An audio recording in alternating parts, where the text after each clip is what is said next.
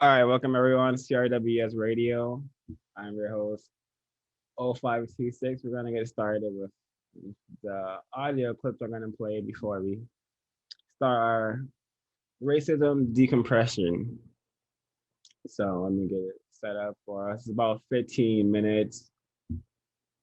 People we're going to be listening to are Dr.Frances Wellsing, Henry Clark, Amos and Wilson, um, Caban, sorry, Doctor, and Dr.Joy Degree, and I believe I may have put other folks in here, but we're gonna get started. All of us as Black people. Oops. Share my screen.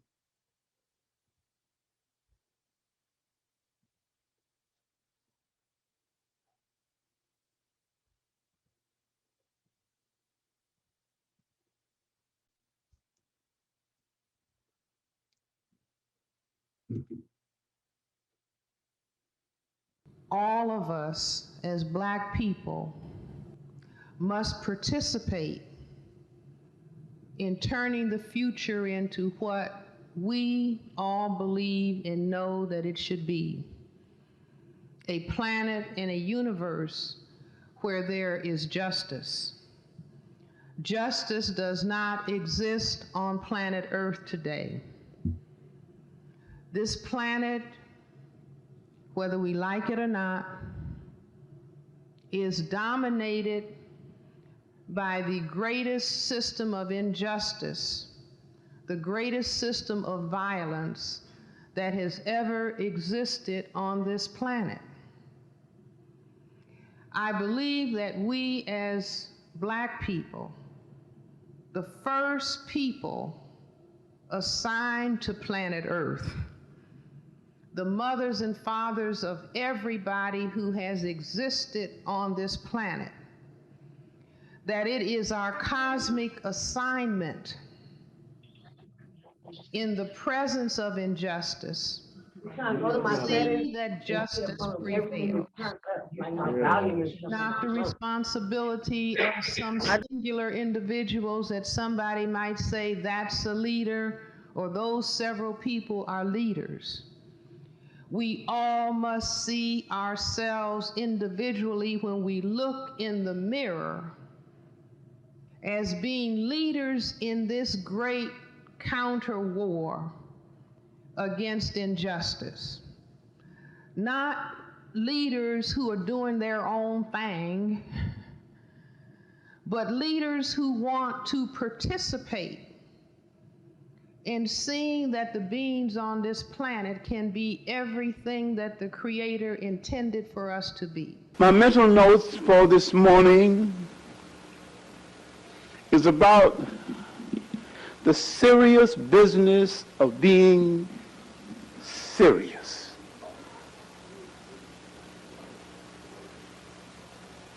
And oppressed people, realizing the nature of their oppression and not being able to face it frontally,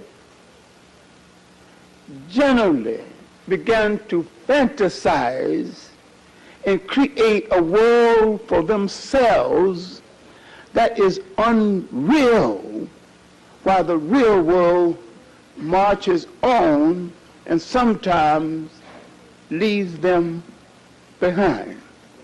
Know that since 1970, I have been making a statement about what I understand to be what is going on.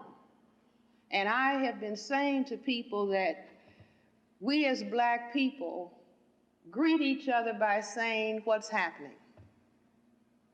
And I say we put that greeting in the form of a question because we don't really understand yet what's going on. And so after today, I hope that we will be greeting each other by saying, you do know what's happening, don't you? Here and go through this kind of abuse and attack that I have to go through in order to try to reunite the black man and the black woman in America based on somebody else's appeal or suggestion or anything else. See, this is a painful process, but the digestive process is threefold. You have to first take the medicine in. You have to swallow it and let the nutrients go throughout the system, and then you have to have elimination. So we're in the process of eliminations, and my lectures are a major success because we address those things. We get that pain out, and we deal with the fact that our man has been hurting. Certainly we are hurting, and we're all in pain, but we have to come back together on that issue and try to work it out. I don't like the picture in the book. It's an ugly picture, but we have an ugly problem that we have been turned into as a result of living here in white America. Many of us do not have knowledge or information and education that can benefit the larger community. What I'm saying is that we have mixed up our priorities. We cannot go outside the home and correct it until we correct the problems we have inside the home. So our being out of control is that we have refused to allow and accept the black man to give us any direction on anything we're doing. Just like the black man's failure and his impotence to function in this society, that's not innate. This is something that has been bred into us since we have come to this country. What we need to do now is to recognize, where we are, and for us sisters, not to fight me if you are not guilty of the things that I charge in my book. I need you to get on my side and to help me raise these other sisters. Thomas Jefferson, and in the close of my book, the soliloquy of Thomas Jefferson was fully aware of what the impact of the long-term impact of enslavement would be on white people and black people, and everybody in between that were confused. He talked about the horror associated with slave masters did, and that their children imitated the behavior among their friends and younger children that were enslaved, and that built into a sickness on the part of Europeans and a hatred and antipathy on the part of Africans. And his greatest fear is that it would end in the extermination of one or the other race. He says, because God cannot side with us, meaning Europeans, in this contest. He cannot side with us, which means God will side with them. And it is only his hope. He says, indeed, I tremble for my country when I consider that God is just and that his justice cannot sleep forever. So Thomas Jefferson not only knew at the time the wrongness associated, but recognized the long-term impact that it would have. Clearly, these are his words. I'm not making this up. But again, it somehow gets absent of the curriculum. Somehow it gets removed, and we talk about all the other things that he was able to expound upon. And I think that if we're talking about healing, if we're talking about a response, we have to look and understand historically how the injury transmitted itself, what it looks like then, now, and then contrast that with Africa. How can there be any healing if you don't get the right medicine? Well, first of all, here's how it's got to start. It's got to start with unearthing the truth. He must learn to be tough if he's going to make it. If it's an environment that requires him to hustle, then he's got to learn how to hustle. And he's got to learn how to, and yet, after he learns all of these things, they're going to become a part of his personality. And in ways they're going to help him, and in ways they're going to stand against him. And therefore, if I create the environment, I can, to a good extent, create the individual. And therefore, the people in power will read the statement, and they will go back to their planning boards and say, how can I create the environment such that black people will be dumb? They will be ignorant. They will hate themselves. They will lack disunity in their relationships one with the other. They will see me as the final validator of truth. They will see my acceptance as the ultimate acceptance. How can I create in them that mentality? And you will see them then creating the appropriate environment. The invasion of this community by Asians and other ethnic groups is a part of the creation of the mentality and personality of black people. It's going to create your children out here. As they walk down these blocks, their personality is being formed as they learn to so-called cope and deal with this situation out here. And to the extent that we sit back and let it happen, to that extent, we're participating also in their creation. It goes on to say, for social learning theorists, behavior is the result of a continuous interaction between personal and environmental variables. Environmental conditions shape behavior through learning. A person's behavior, in turn, shapes the environment. There's a reciprocal relationship. We create the environment and we create a behavior, orientation. And then The person with the behavioral orientation, what? Recreates his environment. You put him in a slum, and then he develops slummy behavior. And then once he develops slummy behavior, he will make slums wherever he goes. And then we will say that he's a slummy person by nature. Okay, HOOD stands for hustle, obey, or die. No matter where you go throughout the diaspora, and if young people is identifying themselves where they live, I live in the hood. You ever notice in the songs they will call out their area codes? They say, I ride and die for my block. That's a lie. That's foolish thinking. When the majority of our people are renting property, you don't even own the property. You ride and die for it. When you say hood, hood is also the prefix to the term hoodlum. Hoodlum means gangster. Hip-hop or subculture hip-hop, because not all hip-hop is bad. Subculture hip-hop promotes the gangster, the criminalization, right? And so it's not a mistake that the so-called hood or criminal kills the neighbor. So we should say we live in a neighborhood, we live in a community. And the word community is the term's common unity. But we're so disenfranchised, so discombobulated, we say we live in the hood. So I say hood stands for hustle, obey, or die. Say it backwards, die obeying the hustle. You can't win or lose. I grieve today over the death of my mother because she died of a disease that was unnecessary. People don't even die of it anymore, called pellagra. Pellagra is a diet deficiency. All she had to do to cure herself is to eat. Now, as a kid, 7 and 8, or less than that, I noticed my mother serving everybody, making sure everybody got it. You got a little more, you got a little more. And she, what's left in the pot, she'll take that and she never sit down. I did not know she was killing herself.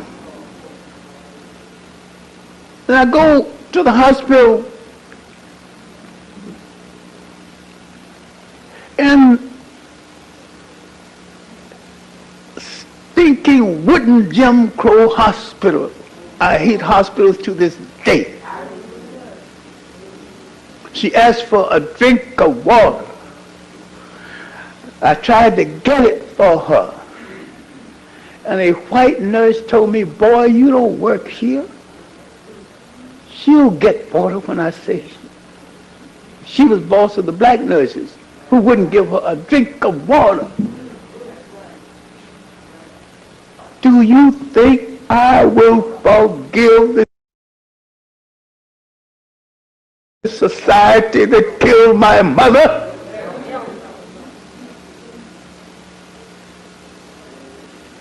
Then how can I be asked to give, and how can I expect South Africans who suffered more to forgive? Let's be real. All of this talk about African liberation, all the libations and the ceremony, it don't mean nothing unless you are willing to work for the liberation of African people. That to work for the liberation of African people, you've got to be serious. You've got to be able to face the truth. Because that's what it is. It's a con game. They've used that same strategy throughout history. They've devastated and literally wiped other non-white people off the planet through interracial sex. And they're doing the same thing today. So that's really why the book came about as a separate book. What are you seeing, like, specifically that makes you conclude that this is the single most divisive issue between black males and black females, the bedroom integration? Well, one thing is very lopsided. Black women in general, I think, do less of it. Black women in general, perhaps for a multitude of reasons. But the one thing I would always give people this example, and that is try to imagine And I like to use these two groups as examples because I think it's relevant for today. Try to imagine the Israelis and the Palestinians in a vicious war, which they are right now. Palestinian people getting the worst of it. Palestinian children dying, the villages being bombed, their economies, there is no real economy, just suffering. And then the women and children are there, and they're suffering. The men are getting killed in the war. And so the women and children overwhelmingly are having to fend for themselves.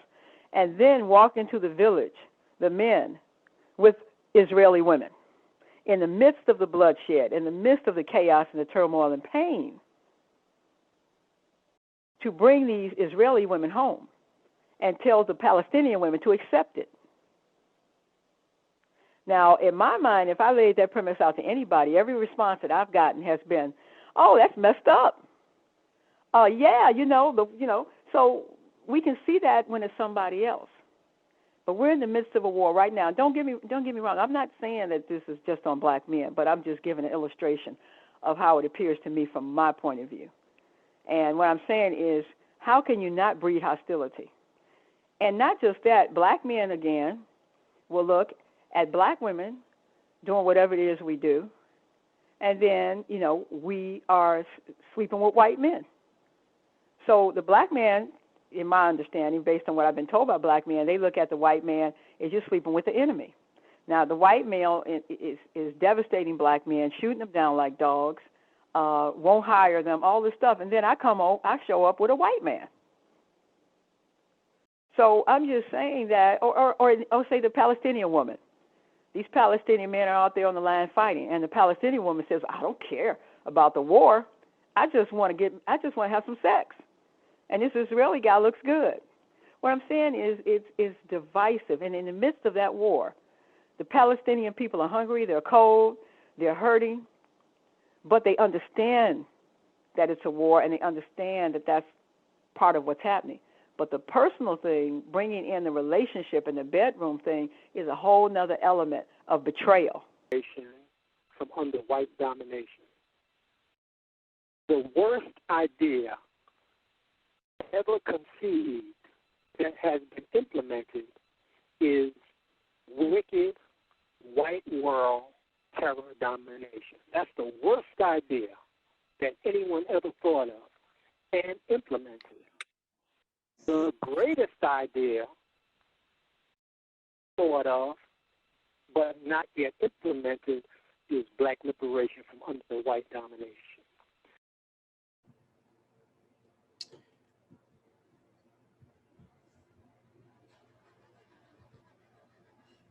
All of us as black people. All right, welcome everyone. CRWS Radio. I just played those clips not because we were going to discuss them, just to get everyone's thoughts going about discussing the problem and sharing our experiences with racism, white supremacy.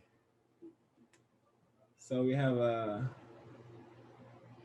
few new folks that I'd like to get introduced. We're gonna start with our check-ins, and for your check-ins, you can just share whatever is on your mind, introduce yourself. I'll start, and I'll popcorn someone. I am 0526.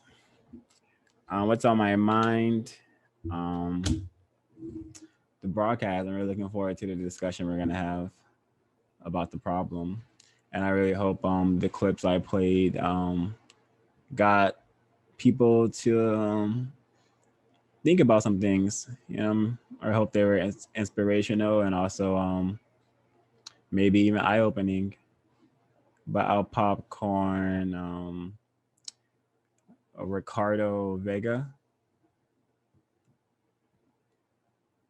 If you're listening.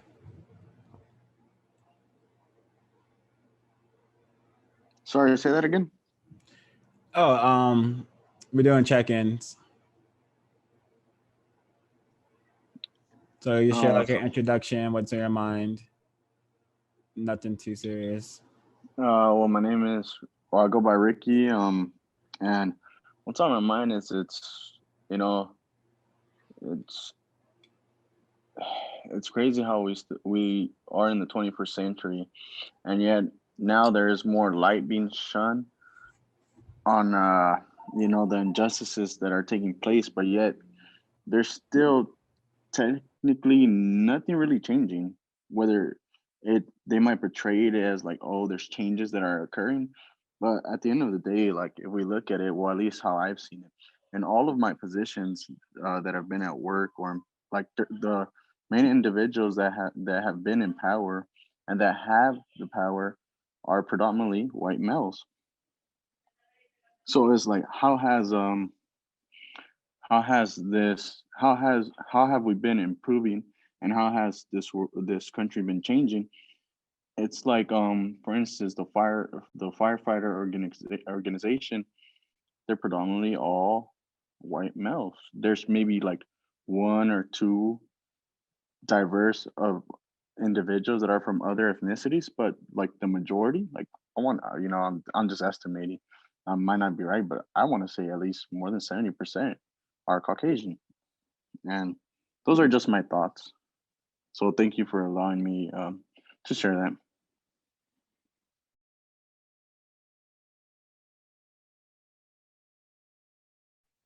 I can go next.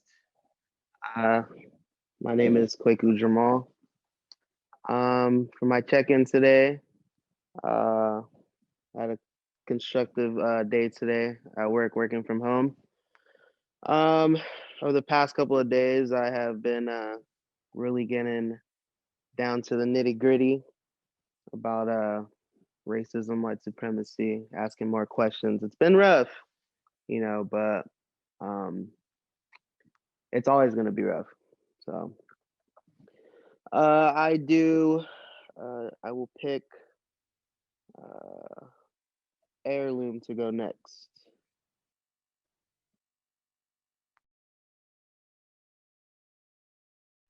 Hi everyone, it's Heirloom. My check-in today is that I'm just maintaining, still learning.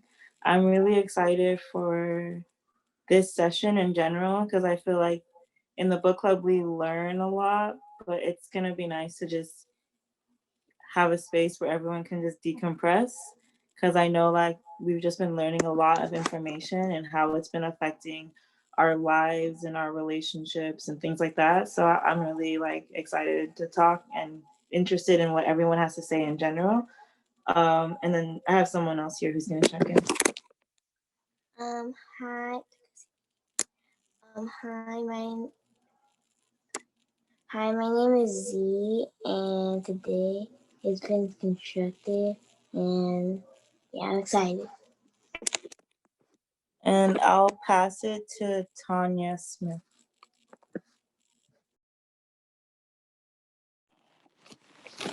Hi, how y'all doing? My concern is tonight basically is the genocide of the black man, and why is people rushing to get the vaccine when they don't even know what's in it? That's my concern right now.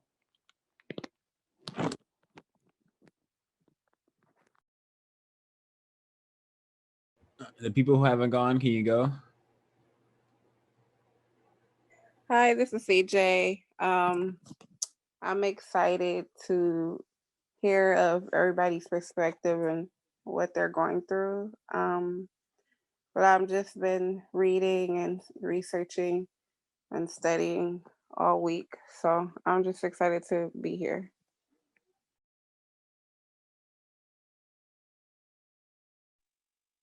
Hello, everybody. My name is Kwaku. Want to thank Ricky for coming out and everybody else for being here.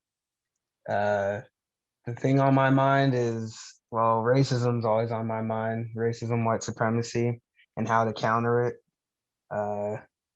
I am trying to, develop new ways to get more counter-racist content out to, counter the racist content that is out. And I definitely still have a lot of questions still learning every day. Um, that's what's on my mind. Alrighty, thanks for sharing, everyone. Let me make sure. All right, so today we're going to be discussing racism, white supremacy in the context of our lives. How has it affected us? If you are not a white person, if you're not a white person, I suspect you to be a victim of racism, white supremacy. Um, unless you can function as a white person, there are people who can function as white people. They have sometimes been called Latinos or Hispanics or some so-called Asians.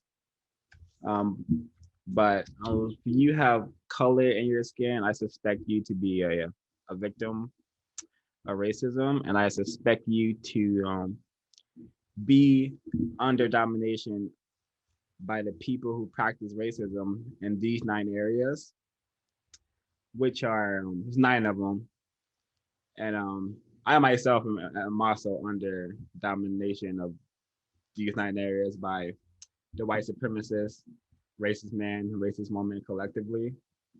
So I suspect us all to be able to talk about these 9 areas: economics, education, entertainment, labor, law, politics, religion, sex, and war/counter war. So I'm sure we all have experiences in all of these 9 areas. The first one, economics, being our time and energy, often confused with money. Um, Getting us started, I'll share a short experience about myself revolving economics, time and energy.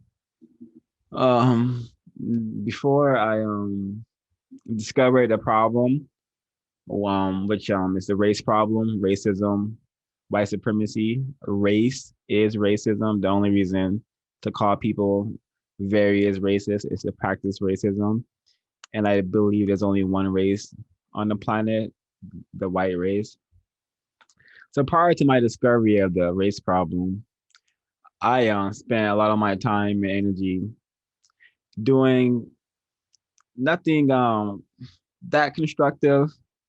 I spent a lot of time playing video games, watching TV, um, um, just not being constructive. To be short, even when I discovered that Black people experience a lot of trauma, I thought I would work to solve that problem.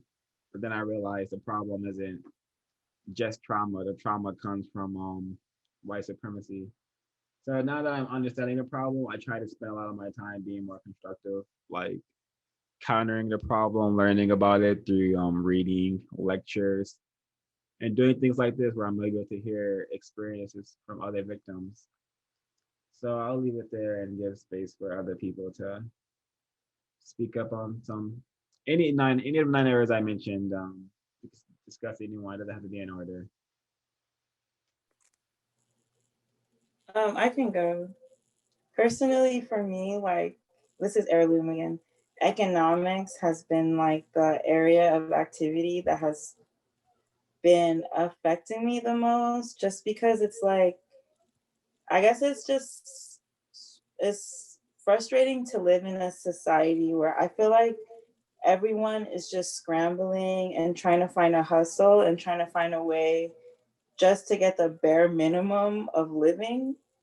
And it's like we're constantly like trying to sell ourselves or find a way to make money. So it's like, for me, like, I think I spend more time out of my day thinking about if I have money, how to get money, how to keep my money or not spend too much money. And I can't even like for me, I don't even want to like relax because I'm like, right now I feel like I'm just wasting time because I need to like find a way to have stability because I also like am a parent or attempting parent. So it's just like that's been something that I've been thinking about a lot is like, and like I feel like everyone that I know, at least like our age, is in this, or like our age, I mean like like a millennial type generation, is just like trying to scramble to find some way just to be able to pay their bills and pay their rent. And a lot of people are like I was, and a lot of other people are just stuck in really horrible situations just because they really can't afford to leave. And that's something that I've been thinking about. It's something that's been frustrating me. And it just sucks to live in a society where you know that, well, to live under white supremacy and you know that if it really could happen, you really could just be without a home. You know what I mean? Or like without sustenance. So it's unfortunate that it's like that's a constant thoughts that I have to have. Yeah.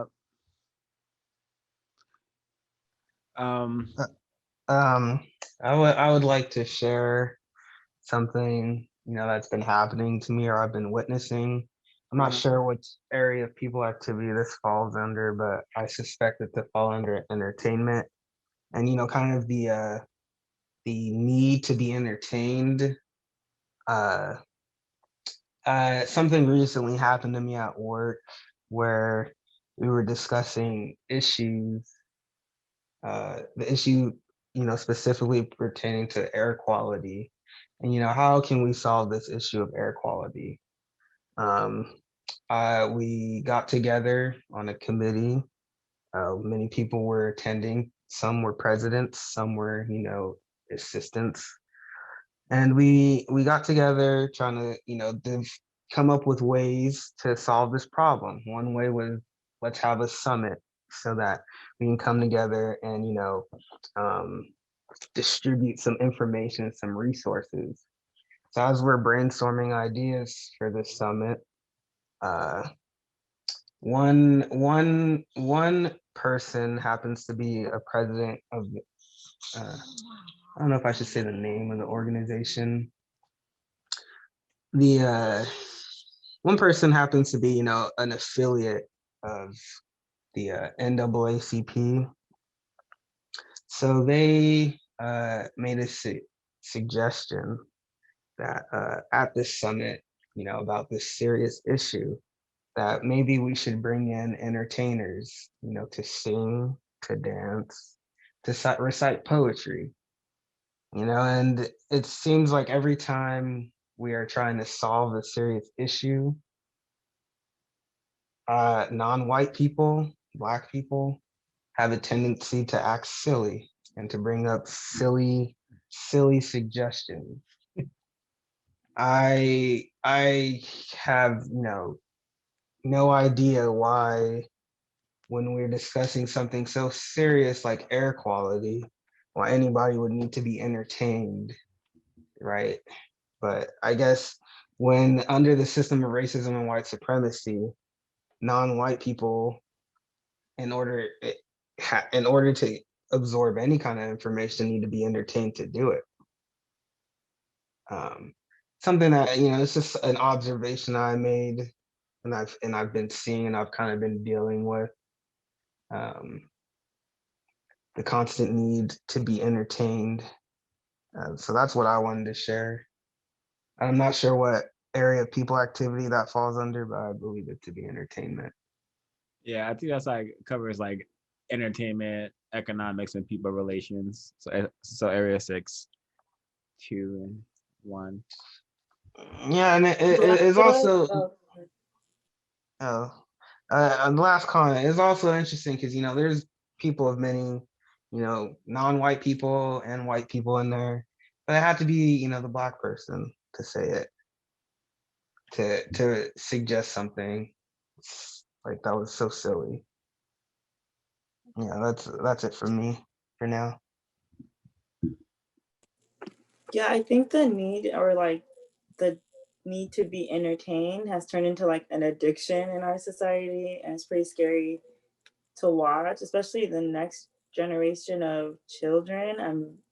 very concerned for their ability to even like function without any sort of technology, entertainment, etc. Like I see kids literally like just on walking their tablet. yeah, like walking. just to walk down the street to go to a store. And it's just really scary. Like, and I feel like they even like, you know, like even in school, kids always have, it always has to be like, oh, but how are we going to make the curriculum fun for the kids? And so it perpetuates this idea that like everything has to be fun for you to gain something from it. And people literally like all of our attention spans are getting so short, you know? Yeah, it's definitely social engineering. It's definitely racist men, racist woman, just making us dumb. I think as may have been mentioned in the clips, but technology is making us stupid. That's just how the system is able to continue. You need stupid, silly people in order for racism, white supremacy to be on planet Earth. And I also think they're preparing, engineering the populace for robots. The TV already has taken in a huge role in raising the child. The cell phone is also fulfilling a huge role in raising the child. A tablet is also going to be raising children now. And eventually it's going to be AI robots raising children, which is just going to be another form of your child being raised by a racist man, racist woman. Speaking of education, do we anyone has any Wait, I wanted to add to that. That's super interesting because I could actually very much see AIs like raising kids and having algorithms for different kids' personality types. And like literally parents would just have to plug in like how they want to discipline the kid and like outsource all that labor to an AI. That's something that could happen. Yeah, the Urugu teaches us that white people, racist man, racist woman, the racist suspects, they use technology to dominate and control. Religion is a technology, a very powerful technology, which is why it was able to disable a whole continent known as Africa. And still to this day, they are in poor shape due to race and white supremacy, religion. Does anyone have any experiences, racist experiences with their time and energy, with their economics? Me personally, growing up, what they call poor, um, I think I was very much experienced mistreatment in that area of economics due to not having adequate money to be so-called comfortable growing up all the time and having to when tragedies happen in my family, like my house burning down, not having enough money to get that stuff fixed, or not having the proper insurance to get it taken care of. So all these things are just forms of mistreatment due to the system of white supremacy. Just a few examples. Yeah,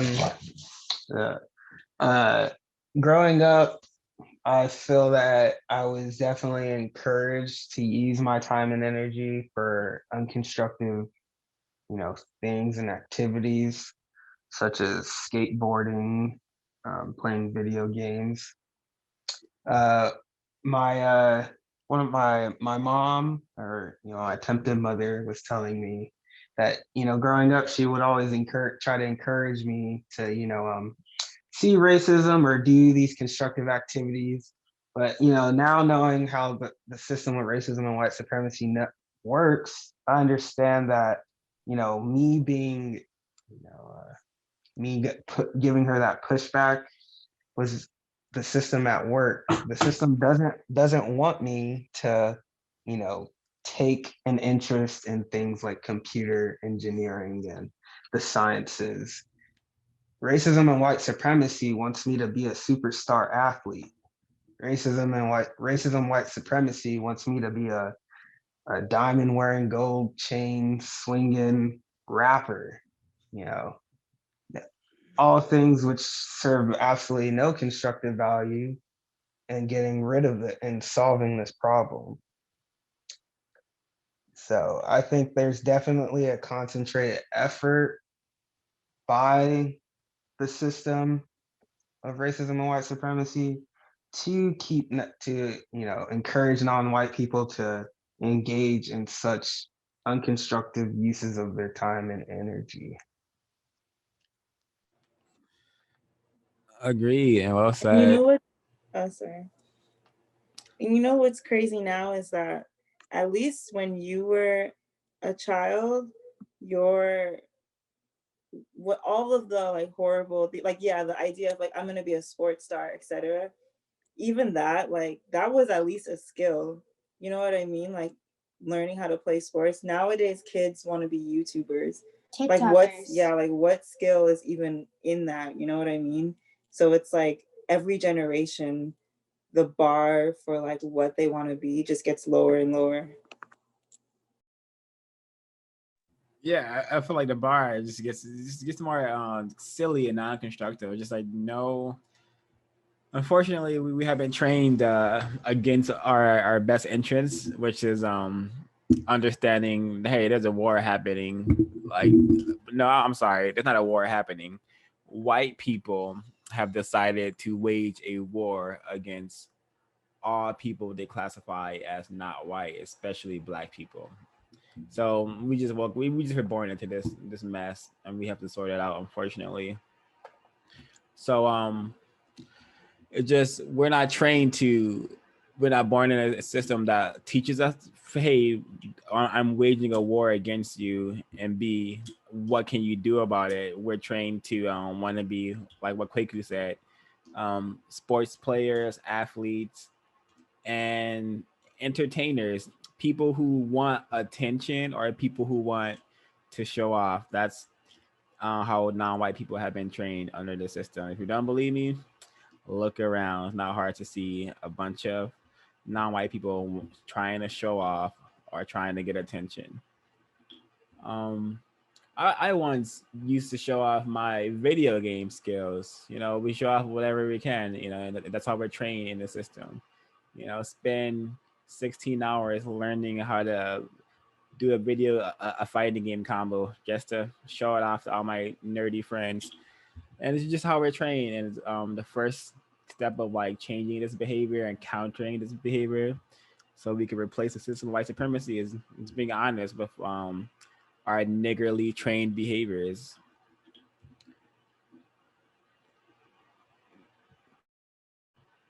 Has no one been affected in this area of economics, time, and energy besides three people?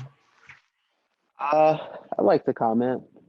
Um, thinking back to, I'll take it a little bit further. Past like childhood. Kind of growing up in high school. Kind of understanding. Well, thinking you understand how the world works. You kind of gain some thought of like what racism is, right? So, me myself, I went to college and stuff, and a lot of my friends or my associates went to college also, and to us, or to me at least, that was me trying to rise above it all, I guess you could say. And now fast forward, most of us have college degrees and well paying jobs, and the definition of racism didn't really change. But now we have resources, we have knowledge, but we still get together and still act like silly children. Nothing has really changed apart from how we were in high school. We still get together and just spend our time unconstructively. Waste our time and energy not doing anything. But we have progressed in the world, I guess you can say. Getting degrees and even having resources to actually try and attempt to do something constructive, right? But that doesn't matter. And I fear, or I feel like most people, it's the same way, because we're all just stuck in this system, and a lot of us are still very unaware of how it works. You know, we grew up, went out, gained these degrees because that's what's rising above and gaining all these resources, but we have done absolutely nothing. Nothing has changed. Um, and I think it's very crazy to see how racism works to do that. Racism, white supremacy works to do that. It's I don't know if I'm speaking for myself, but a lot of times, you get to a different place, but the mindset stays the same, you know. And I think for me, that was just kind of realizing that,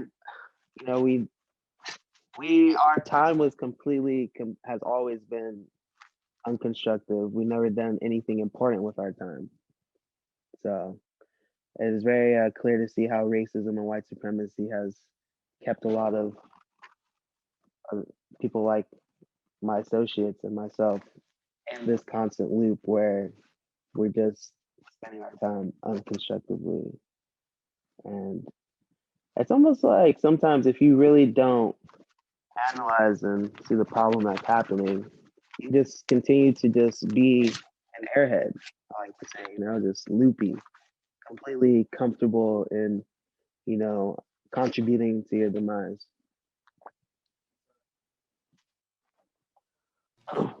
Thanks for sharing, Kwaku Drummo.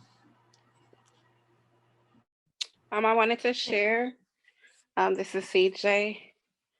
I know growing up with my survival unit, especially my brothers, when I was younger, I used to always see them get arrested for each other. And I used to always think that they was always getting themselves into trouble, and why they couldn't stay out of trouble. And eventually, when I got older, because my brother used to always say, "Oh, my job fired me, or they don't want me anymore," like they're racist, because he was the type to not groom himself for a job. He kind of wanted to have a job accept them how he looked and how he was. And I used to always think, if you lose all these jobs, like, it might not be them, it might be you. But as I got older, I just started to realize how this system is just not meant for specifically Black men as people of color to not make it, to struggle and to work harder. Because as I was younger, I used to always think, well, why do we have to work as hard? And it seemed like these people have it, white people have it easier. But it just made me realize that we do have to work harder, and Black men have to work harder. Things is not going to be as easy. You're not going to get it as a white man should, because it's made and designed for a white man to make it under this system.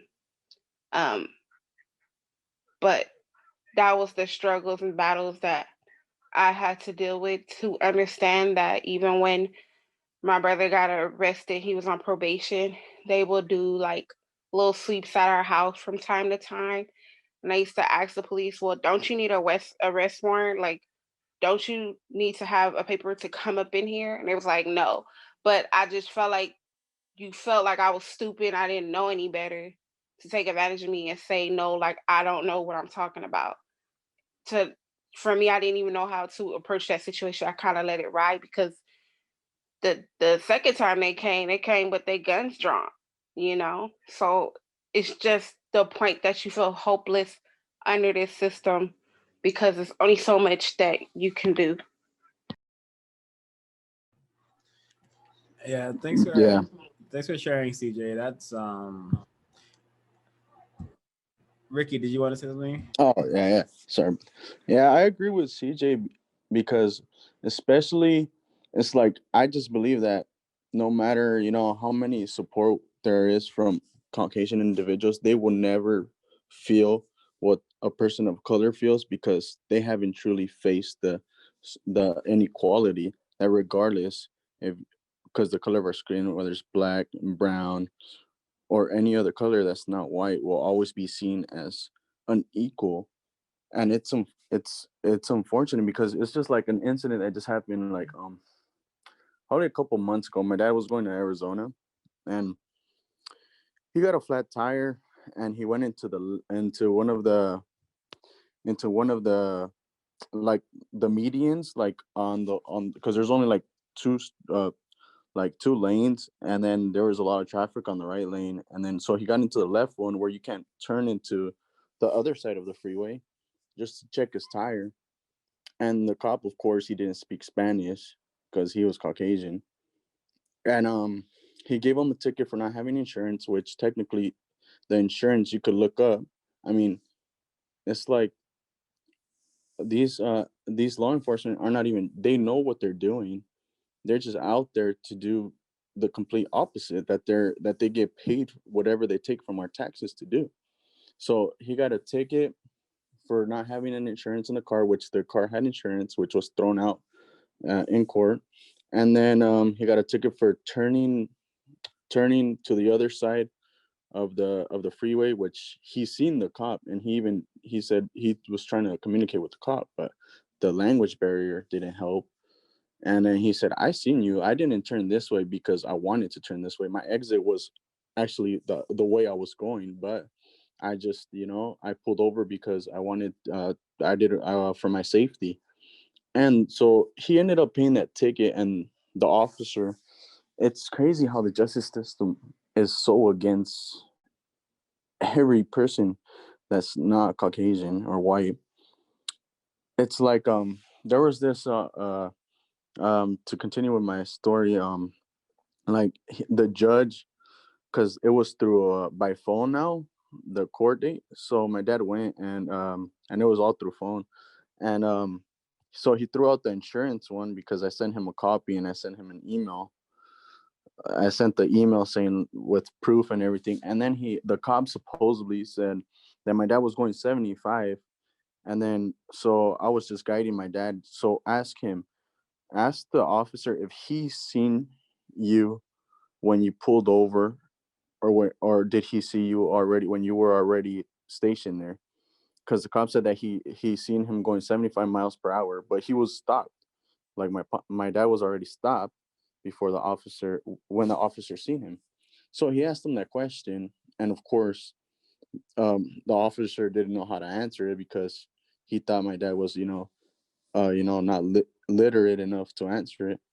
Because unfortunately, there's a lot of resources that are not that some individuals of color that are not of color um, don't have.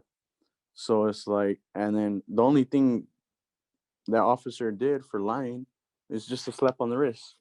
And it's like, really? Like, so you're over here trying to give an individual a hard time over, he pulled over for safety, for his own safety, and the cop just gets like oh, it's all right, you lied to the judge. But if it was like someone of color, oh yeah, they would have made it a big deal, like, why are you lying under oath, or some BS like that, which I don't think it's ever going to change, because like I said, the individuals in power are still the white males, or a white person. Mm. Ricky, what race have you been classified as? Well, as Hispanic. Okay. Is that what you put on a paper when you have to sign things?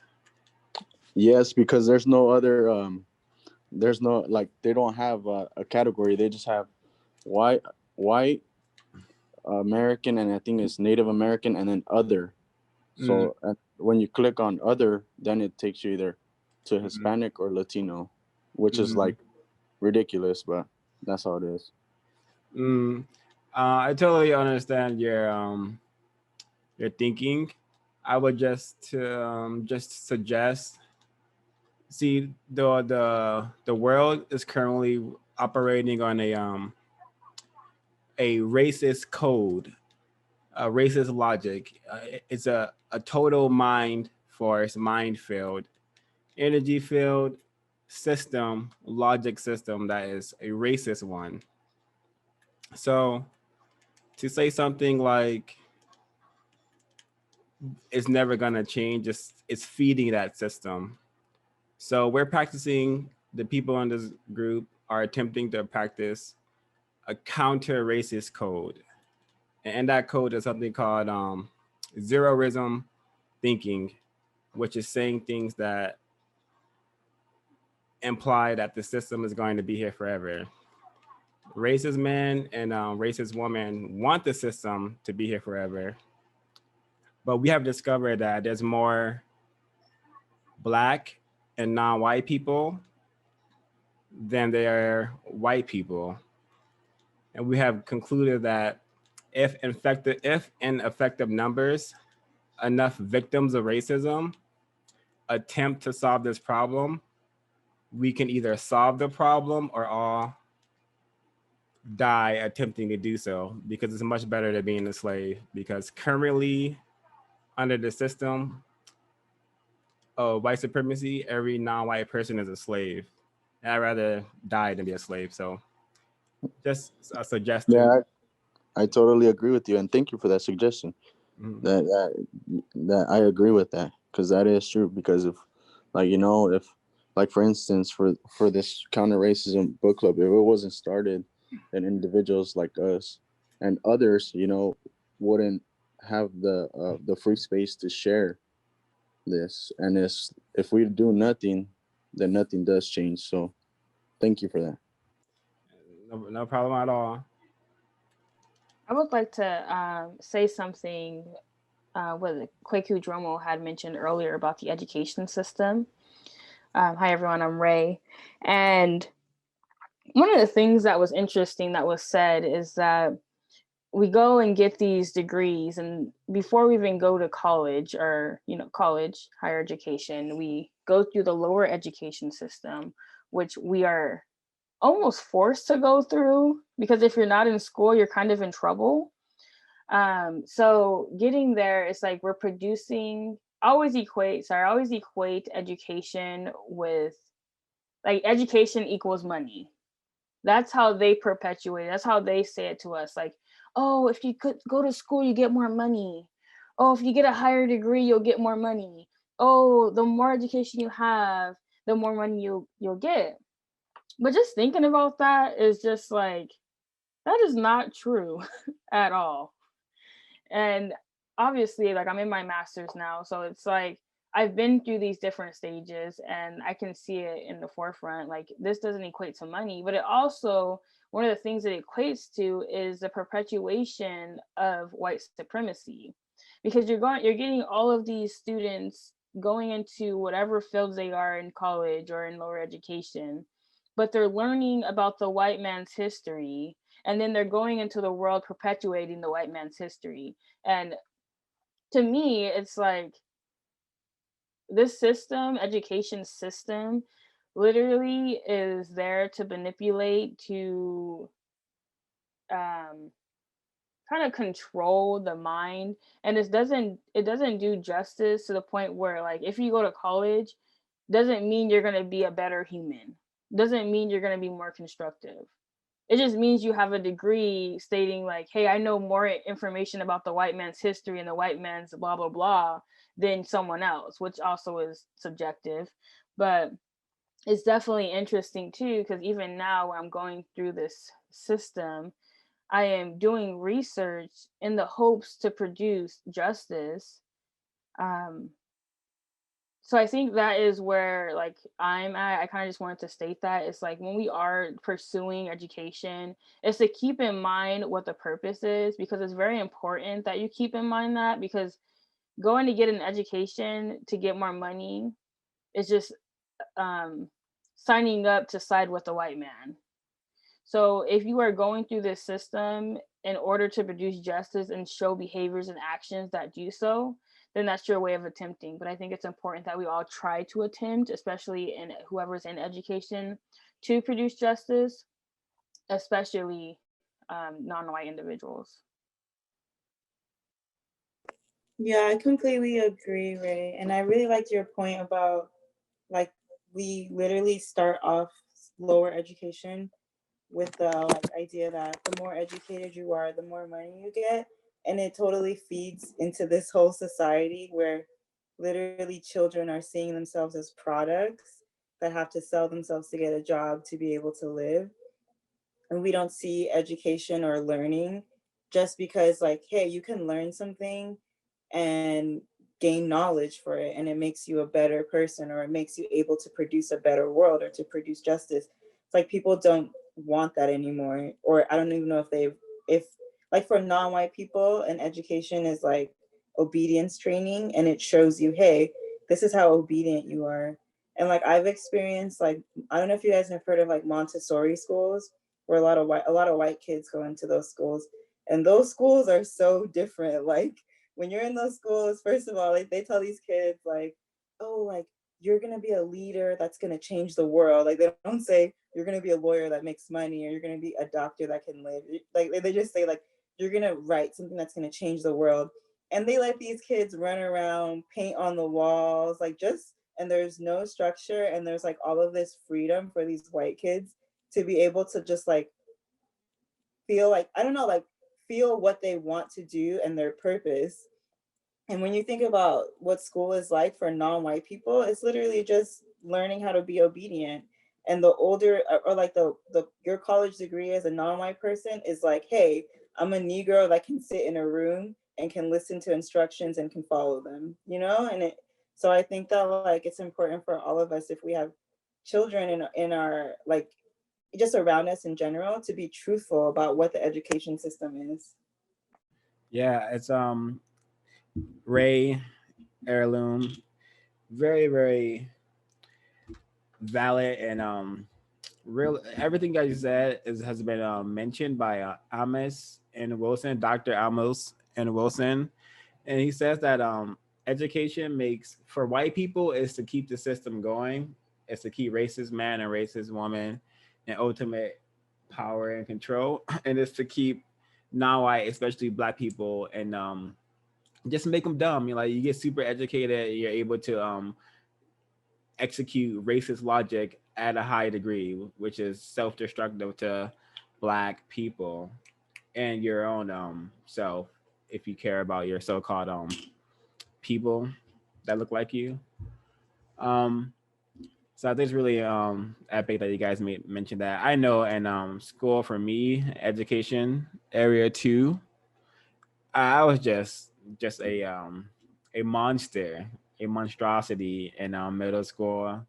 I'm sure elementary, but in elementary school I was thrown across the classroom by a racist white teacher when I was in first grade, and that's a racist attack. So that's a racist experience right there. And but my behavior, I was definitely trained still to be a black male who did not care about school. You know, school was a place where I would just go and have fun. You know, joke around. You know, just truly be Frankenstein's monster that racist man, racist woman have set up for me to be. I definitely saw. Oh, Go ahead. speaking of school, I think that's where kids grow fear as well. I mean, I feel like I was the type of kid that couldn't say how they feel or just was scared to speak up, and eventually I became the kid that just didn't ask for help at all. I got terrorized by a white teacher, and the terrorizing he gave me made me feel like it was just no point of asking for help or seeking help. And that's a really great example of evil, pure evil racist logic, because the code counter racist logic says the people who need the help the most should get the most help, and always ask for help, always be willing to give constructive help. But in a system of injustice, in a system of hell and vileness and evilness which we are currently in, a child, black child, I believe first grader, Miss CJ, cannot even ask for constructive help in elementary school, and I got a chair thrown at me for laughing in first grade by the same teacher.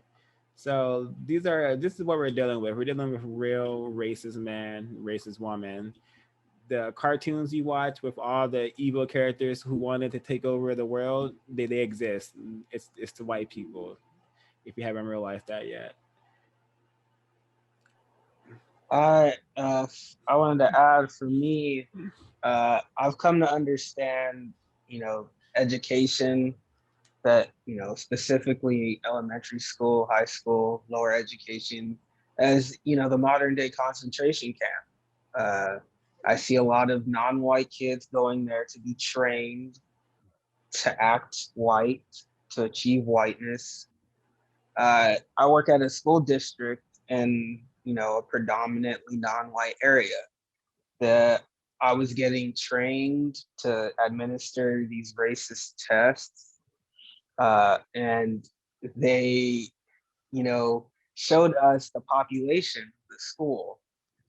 The school was about 45% Latino, 38% Black, about 6% white, 2% Asian. Yet every time, everybody that I'm working with, everybody that I am, whenever I need my timesheet signed, the people in the office, they are all white. I, might come across one Latino female, one woman that would be classified as Hispanic or Latino, but non-white female, and various non-white people being showcased, but very few. For the most part, everybody in some position of power and a higher position was white. Now I've heard it all before. I've heard tons of this stuff, right? That white people are running the schools of non-white people. They don't. How can you teach somebody when you can't even relate to them? And that was, evidence for me. I never really, I wouldn't say I didn't believe it, but that was the evidence that I finally needed, and it proved it. So I see these schools as concentration camps where the teachers are, training those kids, those non-white children, to become monsters, and then they let them go at lunchtime recess to go and wreak havoc on each other. And yeah, so I just wanted to add that bit. Yes. It should be like for any person who dives into the race problem, especially the race problem and area two education, they will discover that it's the white woman who has a large role in the poor education that black children, yeah, and social workers as well. I remember I was doing a study at a middle school I attended where everything that Kwaku just said was true. When the bell would ring, me and all the other non-white kids would go out and fight each other and name call each other and terrorize each other. I'm pretty sure we were terrorize the females as well. And I was doing a study at that school, and a white teacher told me that it feels like these students are terrorizing me. And this is before I knew this is when I was confused about the system. I didn't even know to call it white supremacy. I just thought it was a trauma thing. But I was like, these people, these all these kids are traumatized, but you're the one being terrorized. But now that I understand white supremacy, it's just such a interesting comment, because the racist logic will project, you know, it's actually the students, every black, non-white child in a so-called school is being terrorized by being brainwashed, being fed poison that tells them to hate themselves, that tells them that they were nothing but slaves, and that every black person who tried to help them was killed by white people. So this is not so-called education. This is a like Quick you said, concentration camp where where Yeah. non-constructive destructiveness is concentrated. Yes, I was working as a substitute, and I believe I was being terrorized by those children, through absolutely no fault of their own, right? That's just how the system works. But I can definitely say, that these children were acting like monsters. You know, I, I don't. I used to think, that these kids were, just act a little bit better, be a little bit nicer, treat each other with some respect. But it's not that easy, right? The system has trained these kids to act like monsters, so much so that they systematically keep other non-white people from coming into those classrooms and having a relationship with those kids, to a relationship where they can actually learn something. Because what is the racist woman going to do with those children? Set them up to go to prison, get them out of school, make sure that they don't receive a proper education. So I've seen it and I've experienced it. I obviously, knowing how the system of racism and white supremacy works, I don't blame those children. I blame the system for creating that. Well said. Thank you, Kwaku.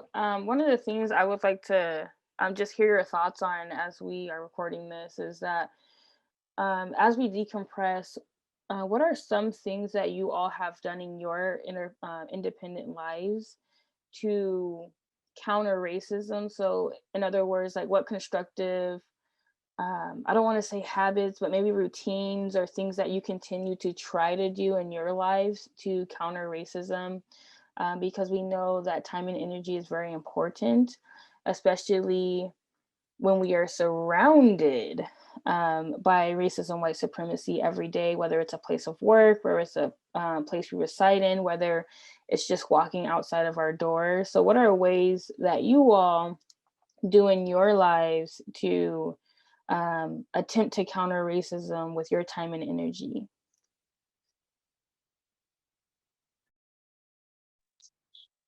Well, I could go first. I've definitely come to understand racism as, warfare every day I leave my house. Not even every day I leave my house, even when I'm at my house, I'm under attack, right? I can turn on my TV and see some very racist stuff going on the television.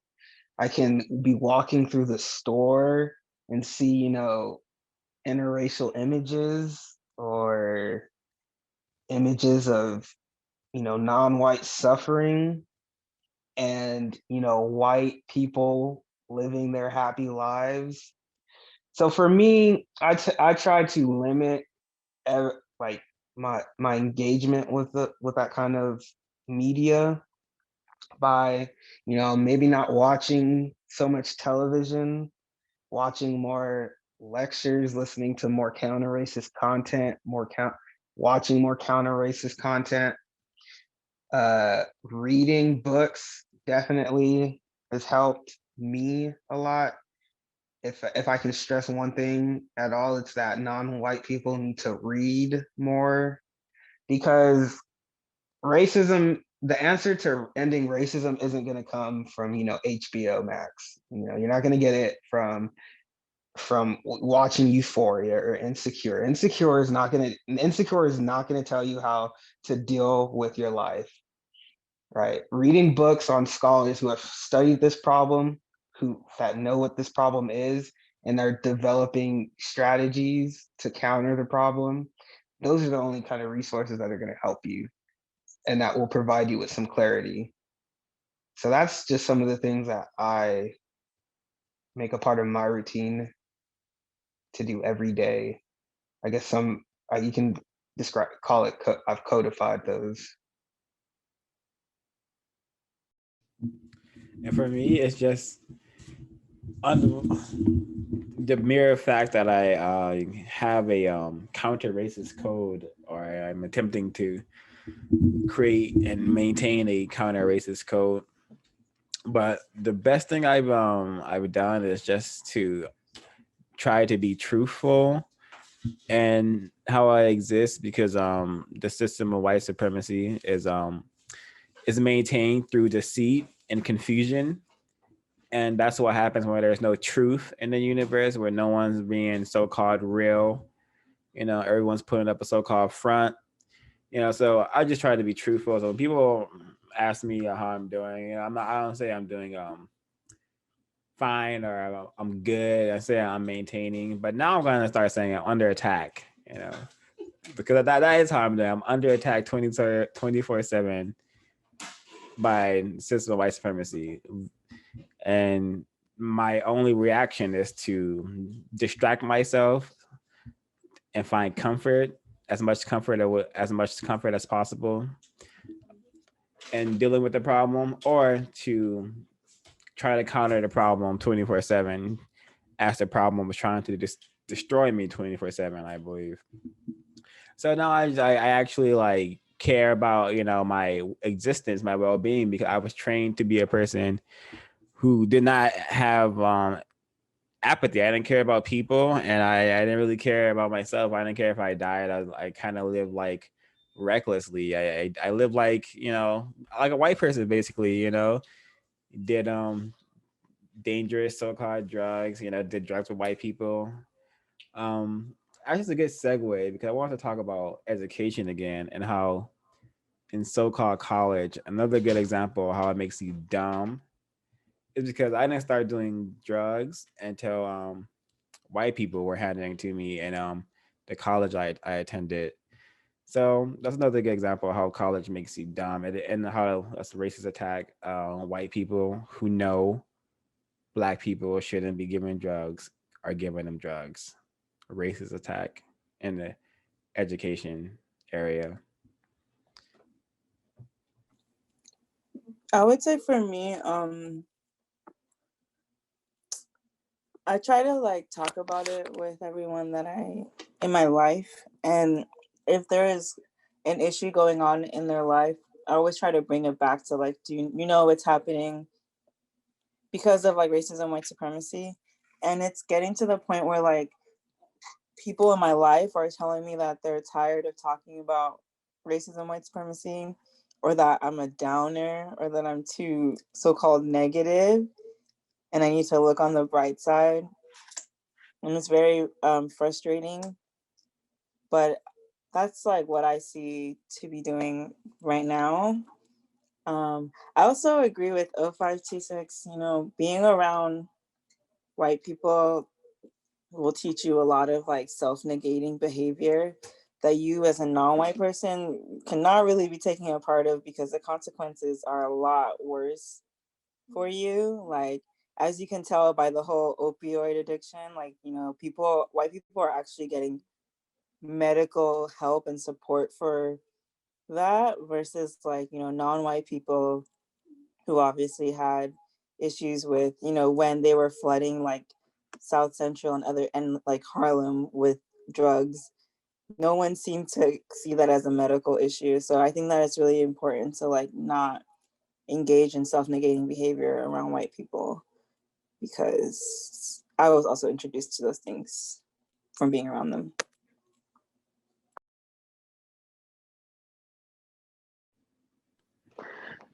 Just touch on education. I think I relate to 0526. For me, college was probably the biggest aggression and extension of racism, white supremacy.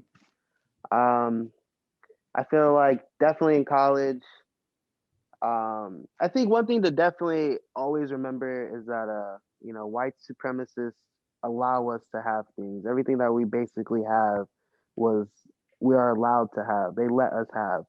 So, at one point, non-white people, especially black people, were not allowed in colleges, especially with white people, but now we are allowed in there. So to me, decoding as I decode that as just another way for them to maintain and refine racism, white supremacy, and it's very, very obvious with the kind of culture that is associated with college. It's we have sexual abuse, like that is probably like a epidemic, pandemic, whichever one, and it's almost so normalized that you know we have victims walking around and are just so numb to it all at this point.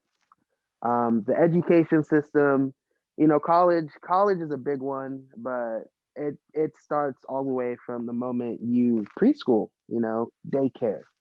So I think definitely one thing to always remember, and just to be able to like decode, is to always remember that most of the things you have, white supremacy allowed you to have it. It's not like, oh, we worked so hard and we finally got here.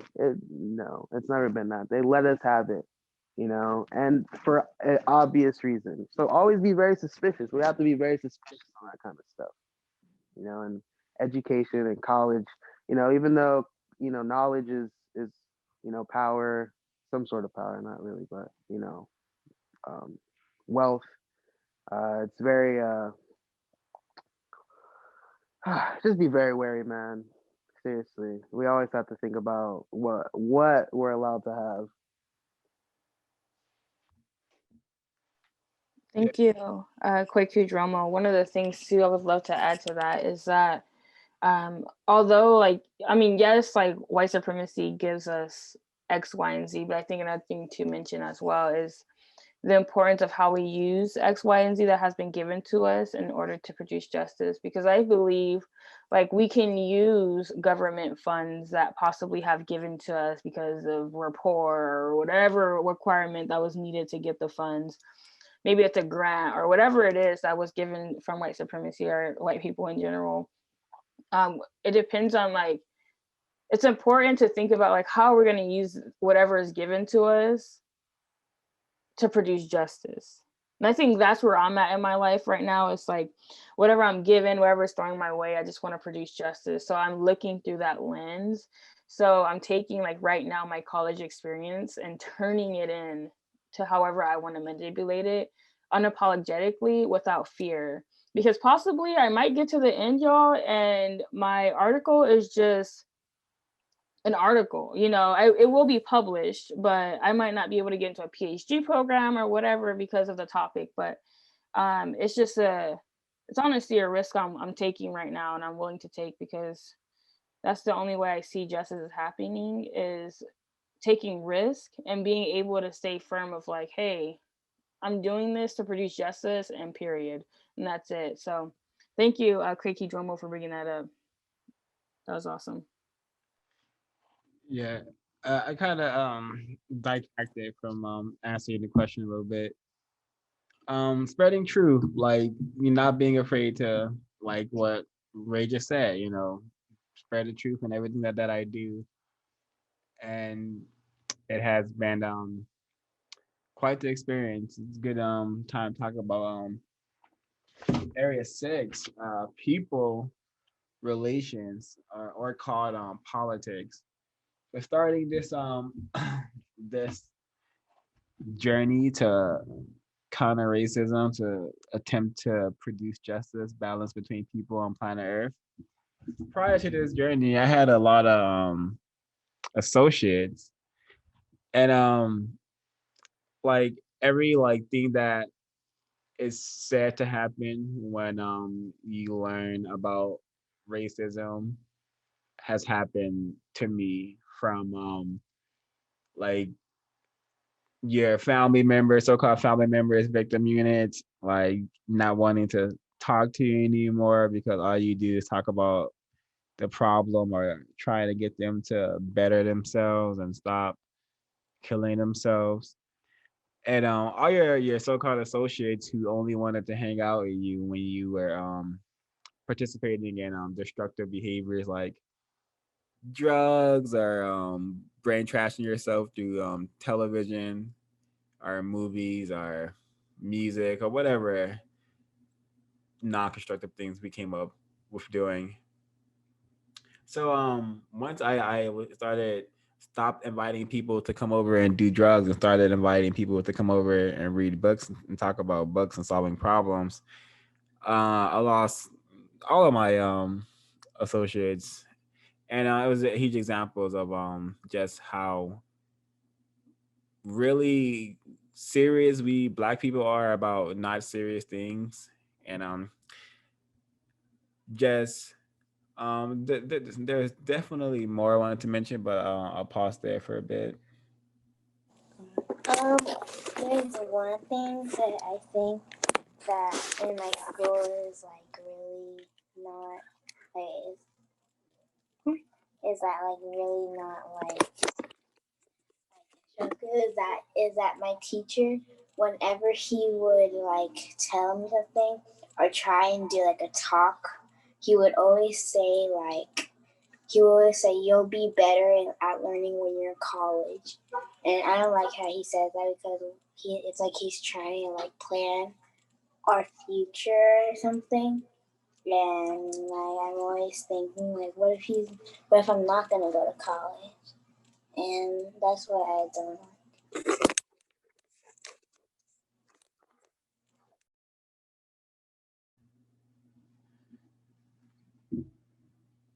That's a great point to bring up, Z.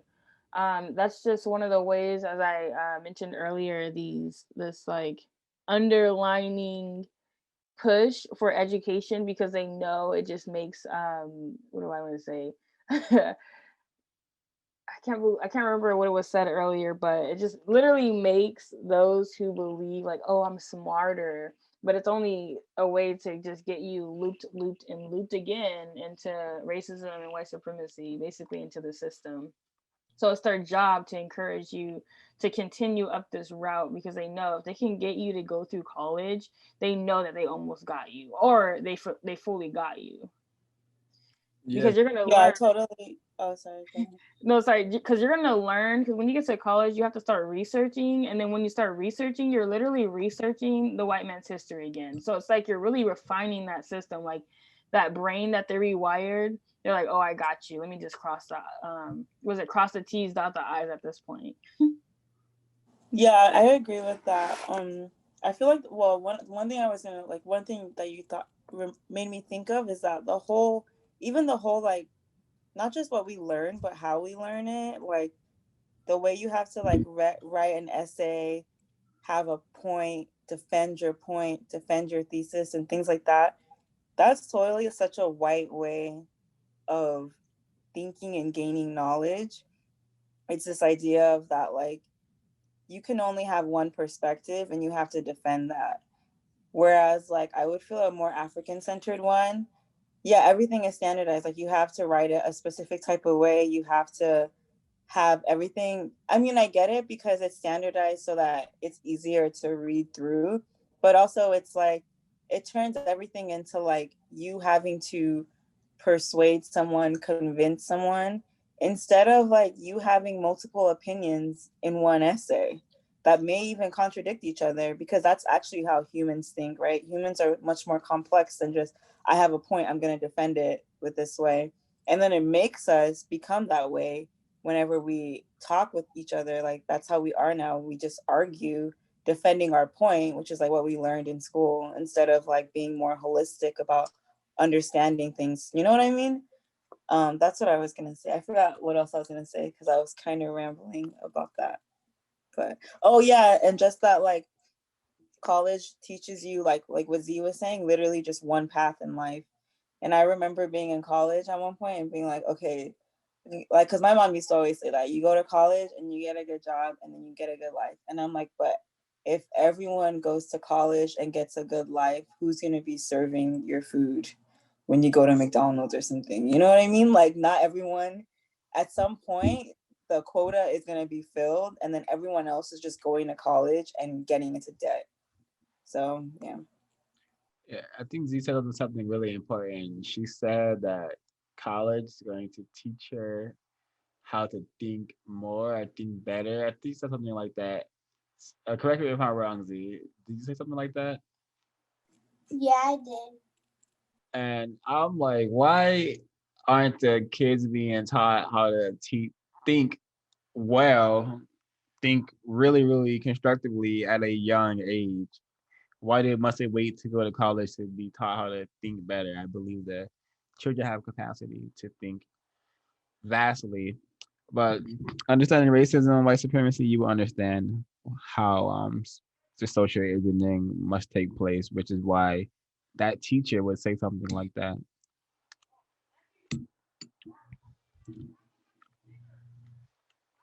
Well, I never went to like a traditional college because by the time my sister graduated college, I couldn't afford it, and my parents couldn't afford me to go to a traditional college. So I went to a vocational college to learn this skill. Um, but you guys, I feel like I probably wouldn't even made it through college if I had went, because I can never really focus in class, and I don't like to learn things that I feel like is basically I'm probably not going to use or just not going to learn from. But I just decided to go to school for something that I liked and that I was focused on and that I was willing to do to actually take the next step to do something about it. But all y'all college experiences make me feel kind of glad that I didn't get the traditional experience. I feel like I wanted to, you know, have that variety of meeting new people and, you know, different countries, different languages. But I got that experience through high school. So um, it just makes me feel like that the way of learning, it always seemed like when you were in school that you always have to debate your point. You're always in a battle and you're always debating someone down instead of actually trying to listen and actually try to get the point to educate yourself. And I think people don't listen anymore. They just want to prove their point and debate it.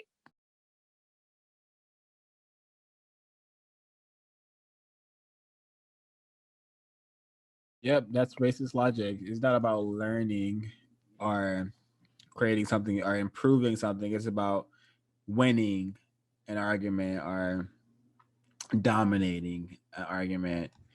You guess what happens when, as I said earlier, in schools, white children are trained how to keep the system going and how and their place in it, and black children are taught how to be under it. So it's no surprise that that you were not just no black student is a good student. I would, in the sense that they're trying to produce justice because they're not given that avenue at whatsoever.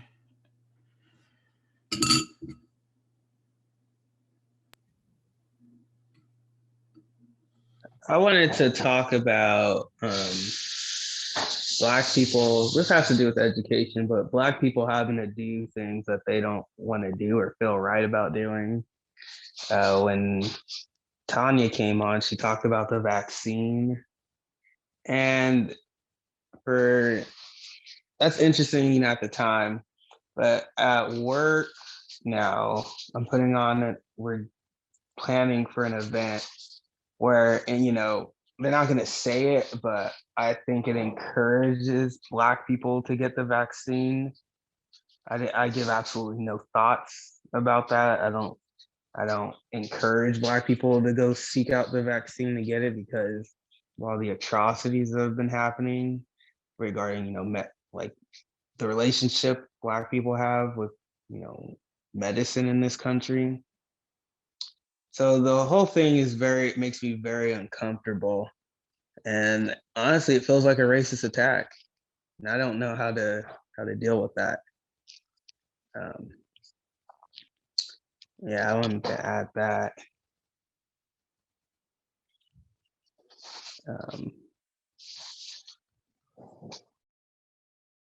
Yeah, I want to bring up like special education, which is a racist experiment against Black children. When I got to a white school, it was called Paul Revere Middle School. As soon as I got to that racist institution, I was placed in remedial classes just because I was Black, because I've always been quite intelligent. But yeah, I get put in this class with only non-white people and with this racist teacher.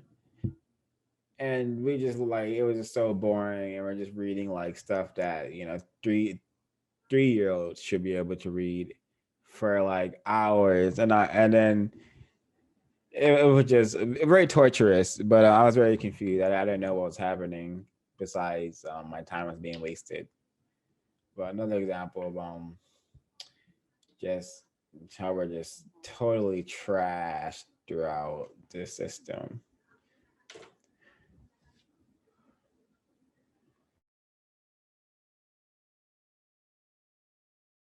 Special education is to undermine the children to think that they can't do better or they don't know better. So special education is just a whole nother program to put people of color under of a system of they need dependence. They don't know better. I know they tried to, when my sister was younger, they tried to put her in special education, not because she was not smart, but because she was too quiet and she kept to herself. And it got to a point where she had to fight to get out of special education and to get AP classes. So she had to do a lot of tests, do an essay, et cetera, et cetera. She even got into a debate with her math teacher because they always tried to undermine her intelligence. And the type of person my sister was, she didn't fall for that. So eventually they took her out. I think she did it for like a year. They took her out and they put her in all AP classes. But you know, I'm glad that she graduated honor rolls. But the point is, they always try to undermine people of color. Yep, for sure. That's to be expected 24/7.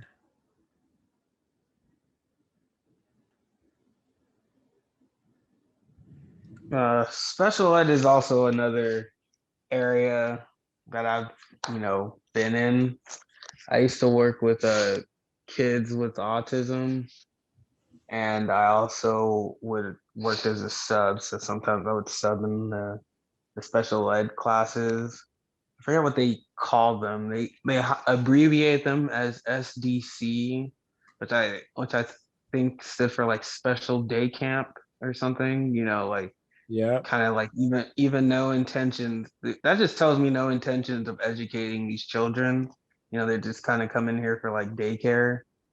And some of the kids, some of them might need the special attention, which which there's nothing wrong with. Whereas others are there because they realize how that there's a system and it's working against them, and they maybe didn't know how to deal with it, so a lot of these kids, there's nothing, nothing intellectually wrong with them, right? They just don't like their teachers. They don't like how their teachers talk to them. They don't like how their teachers interact with them.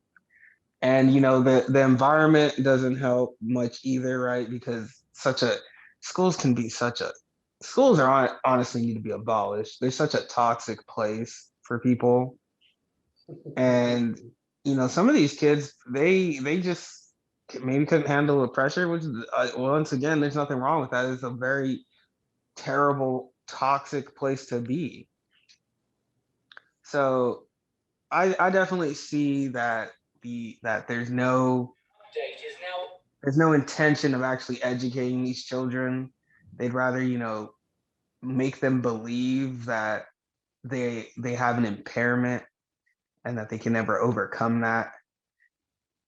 Basically creating throwaway people. Let's see.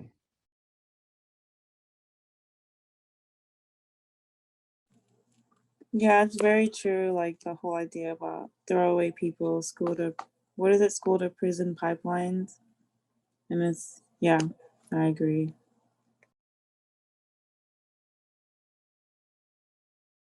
Yeah, I feel like schools should really fall into the law and the war areas, especially for Black people, because Black children are like tossed around by race soldiers, thrown across classrooms by race soldiers, handcuffed by race soldiers. Actually, I remember when I was in middle school, I got punched in the nose by um this Black kid, and that's the first time I had a bloody nose. But it turns out like the substitute teacher or whatever happened to be some kind of cop person, so she handcuffed him, and he got handcuffs, and I didn't think that was necessary, but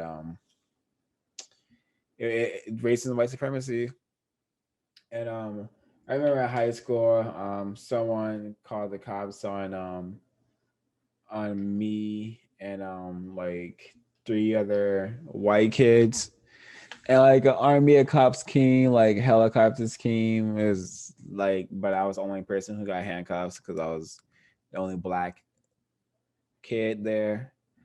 And I got handcuffs by race soldiers, but they were so-called Latino, Hispanics, or whatever. So just some awesome, powerful forces.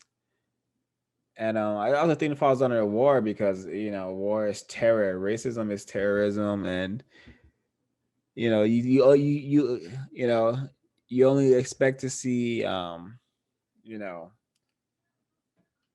doors blown down, children and women tied up and murdered and just treated really poorly in war scenarios like the stuff we read in the books, like low intensity warfare, Vietnam. But that stuff happens every day in these schools, and it happens every day in the so-called neighborhoods that Black people have to live in, the projects and the ghettos, also concentration camps. And why? It's racism. I grew up in a concentration camp known as South Central, and it's a real tragic place, to say the least.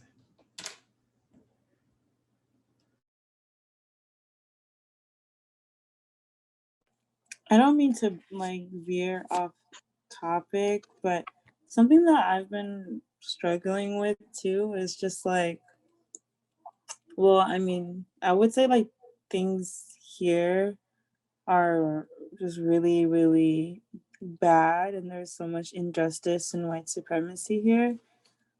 And I would say like around the world, it's just like the more you learn, it gets like really overwhelming and almost like isolating, because it's really hard to be around people and they're like talking about superficial stuff, and you're like for instance, I don't want to be like that type of person, but it's like I'll be around a family member and they're doing all of this like excessive like shopping when they have so much.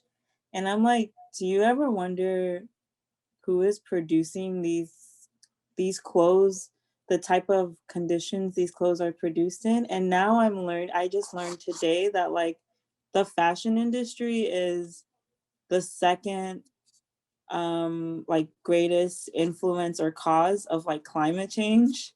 And that's just like crazy to me, but it makes sense because all of the dyes and fibers and things that people buy for their clothes, they get like, they're not biodegradable, and they just are constantly like polluting the earth. And even when you donate your clothes, it doesn't actually get donated. Most of it gets like shipped overseas again. And so it's like this constant cycle of just like people buying so much. Like there's just like people here have so much stuff and are consumed by all of this stuff and never just stop and think like, what are the resources that made this? Are these resources finite? If so, when are they going to be used up? How are these things even produced? Like, and it's just really sad how alienated we are from the production of things, because then it just makes people not care and want to throw things away. And like I feel like I bring up kids a lot, but like I think it's even gonna be worse in the next generation, because kids are growing up watching these like toy haul videos where like other kids are buying all of these toys and like trying them out and like doing product reviews for toys. Like kids watch these things throughout the day. And I'm just like, this is so like, if you thought that our generation was materialistic and didn't care, like the next generation is going to be so much worse and just does not even care about the rest of the world. Like the consequences of this type of behavior. How pretty they look, they just care. Yeah, everyone is just so obsessed with themselves, individualistic. Yep, that's that ego, that white ego that has been spread to the entire planet. And white supremacy does a massive job at producing material good. This is why there's so much useless trinkets being spread across the planet. And totally right. I was addicted to video game trinkets and entertainment and that sorts of things. But I did a really good job at avoiding the sneaker craze and like wanting all the cool gear, which a lot of people, a lot of victims of racism, unfortunately, can avoid.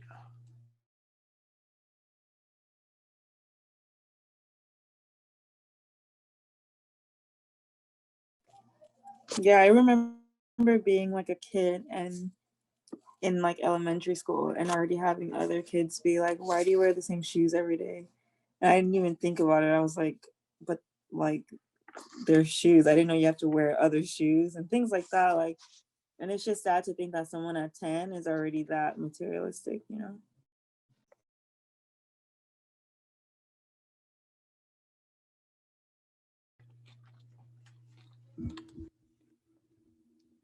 Does anyone want to share anything from the area of religion?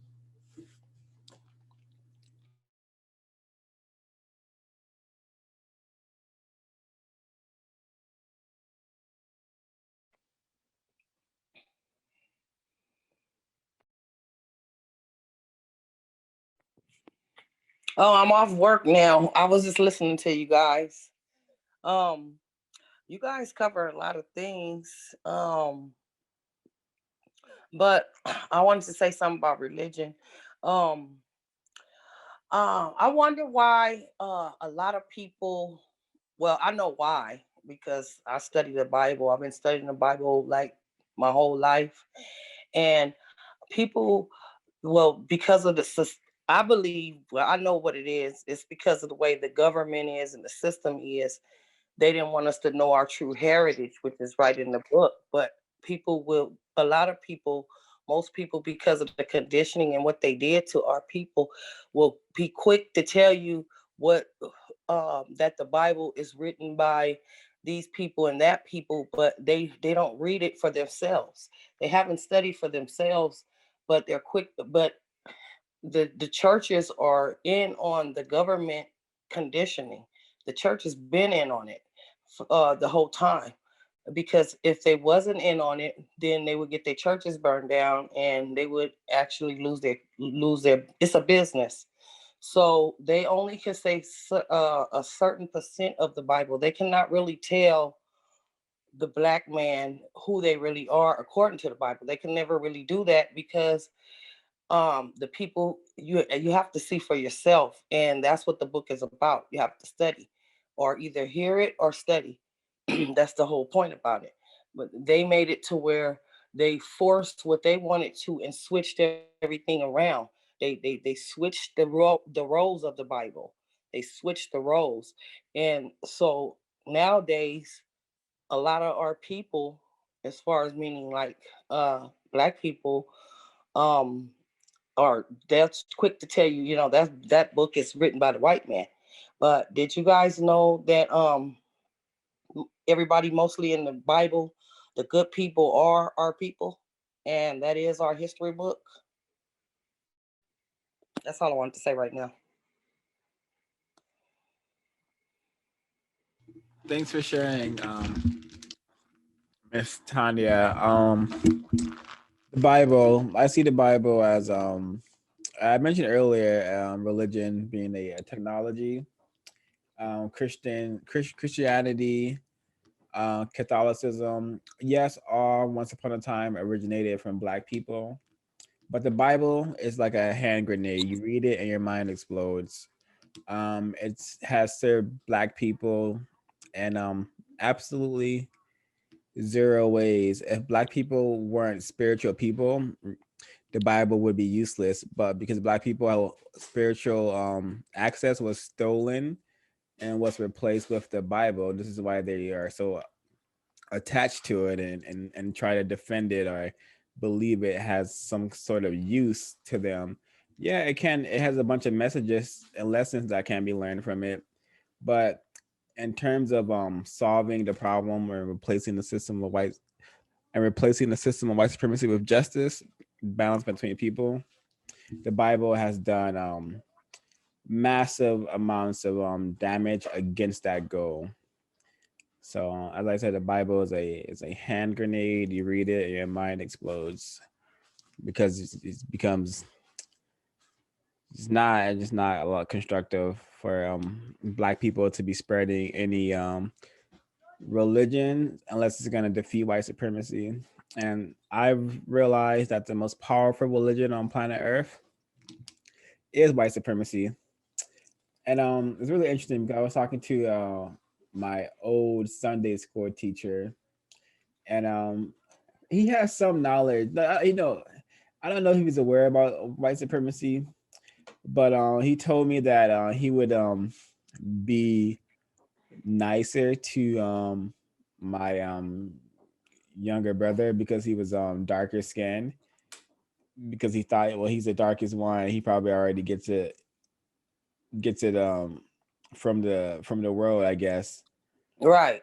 Yeah, and that's really interesting because he never expressed that to us. He never tried to teach us about like the system, but here we are learning about a Bible. I think it's much more important to learn about the system of white supremacy than to learn about Noah or whatever they teach you in the Bible. I'm fortunately have been able to cleanse myself of a lot of religious programming, which is necessary to solve this problem. Right. Okay. That's true. Okay. And that's the point. The point I'm making is, the point that I'm really trying to make is that they the Bible, the white people are basically the powers that shouldn't be. I'm gonna say the powers that shouldn't be, because it's not just white people, it's the ones that work with them too. Okay. They know that that's our book, and they know that the answer is in the book. But the problem is, most people won't study that book for real. Even ministers won't study that book. It's not for everybody to study. They will not sit there and study that book. I've been studying that book for years. That's how I know that the book, everything that's going on right now with this vaccine and everything about the world, and how it's gonna get destroyed is which is by Black people. We're gonna be the ones that's gonna we're gonna take them into captivity. It's getting ready to happen. Okay, that's written in the Bible. That's why I love the Bible, because of what's getting ready to happen. That's why, because we're gonna win. We are the first and the last. We are the Alpha and the Omega. Okay, we are his children, and he is a Black man. And that's in the book of Revelations 1 and 14 and 15. And Black with an afro. Okay, so like nobody can never take that, because they won't tell us that. They go by pictures. They do anything to just to stray us away from who we really are. They'll put pictures up of a white man or whatever, white people and all that stuff. But in the Bible, it don't say that. It's totally different, because that's how you know people don't read. They just go to church, and it's like a feel good, like a doctor. They go to church to hear the pastor, and they never pick that Bible up. And if they do, it's only like a couple of verses. And these are the verses everybody knows in the whole world that go to church. They've been going to church for like 20 years. A lot Okay, of Ms. them. Tanya, I don't believe studying the Bible has brought you closer to solving the problem of racism, has it? Okay, let's get on that. Okay, yes, because the Bible If will so, tell how? you. And The if so, Bible, how? yes. Wait, hold up. I got to get you the scriptures. Okay, let's go to the scriptures. Okay, the scriptures will tell you how we got in this position and how we're going to get out of this position. They No, came together. we're reading the actual. We're reading other books that have shown us how this problem was created. I want to know, how is the Bible going to help us get out of the problem? What is the Bible telling us we could do right now to help us solve the problem? Get out of this system.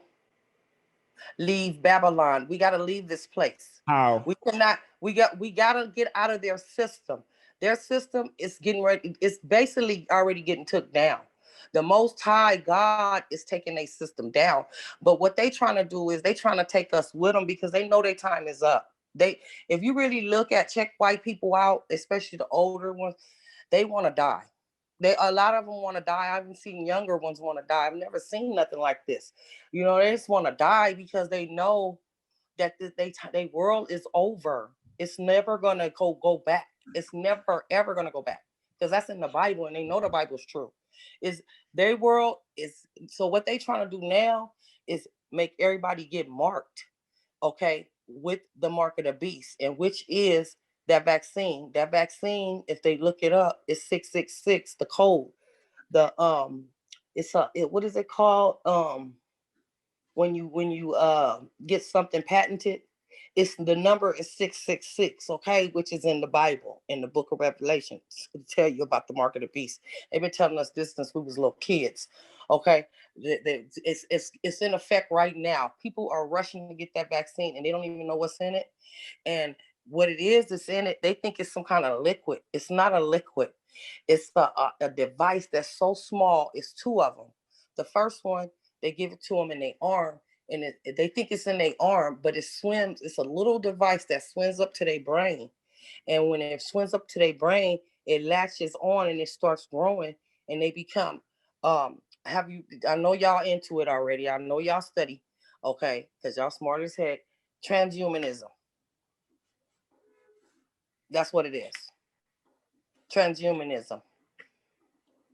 So basically, that little thing that they putting in that little shot is turning them into that one is, they basically dead.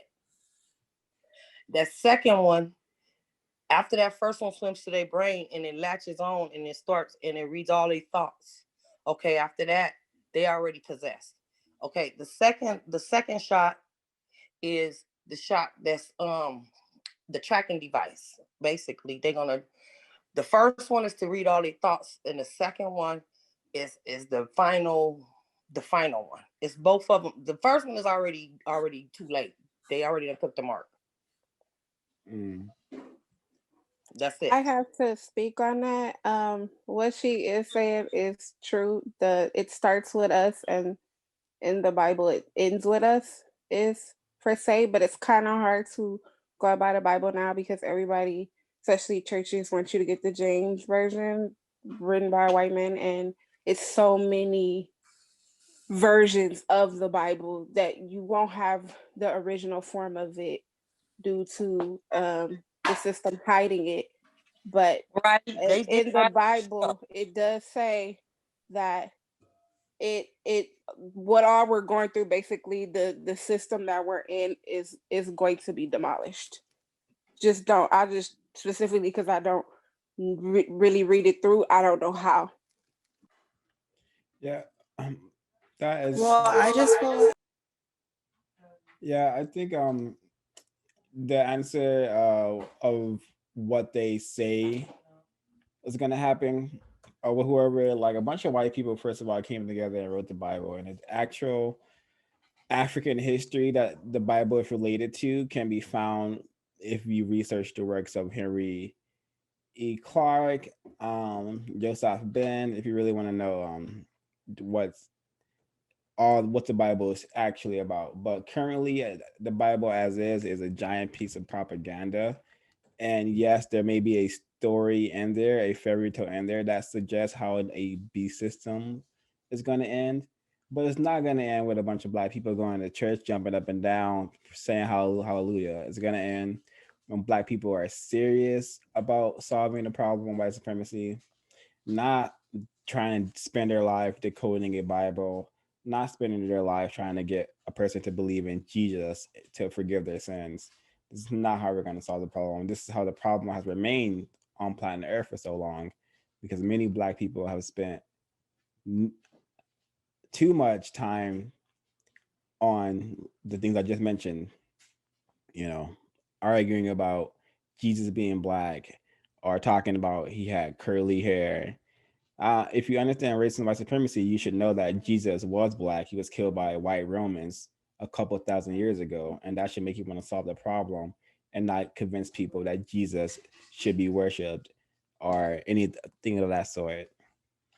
And I've seen my entire family just spend all their time believing in the religion of white supremacy, which is what Christianity is, and expecting those prayers to help them with their problems.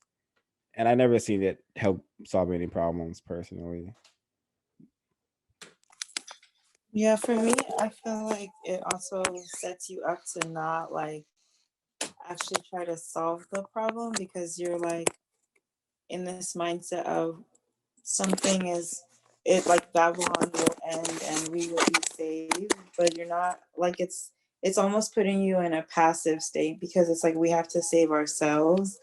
And I mean, this is just from my understanding because I also had like I have a sibling who's very into the Bible and very into like also like trying to understand the end of times and stuff.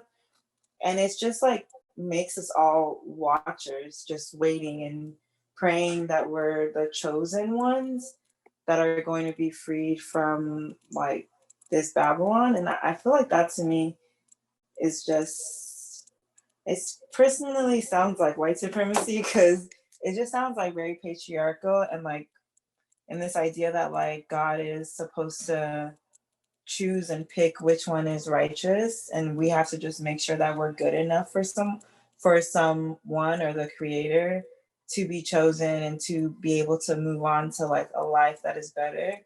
That to me just seems like you're not living your life in pursuing like justice. You're living your life for an incentive to have a better life after this.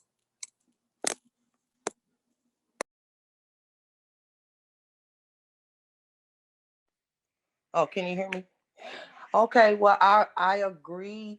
If you don't study the Bible um for like what I study it for, because it's only a few that really study the Bible for what I study it for, and that says that it's written in the Bible that you have to have understanding. A lot of these people that use the Bible, they use it for a gain, a material gain, and they're called preachers, ministers, and all these people with these churches, these mega churches, and all that.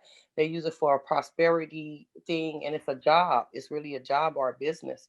It's not for what it's really for. And it was always a like propaganda, used for propaganda. It's like taking something. It's like taking something real but exploiting it. What it's real. The Bible is real, but it wasn't the time. It wasn't the time. And I also believe they did put some stories in there, because by me studying, I could tell the difference between the real and the fake. I studied so long and so hard with that Bible for so many years.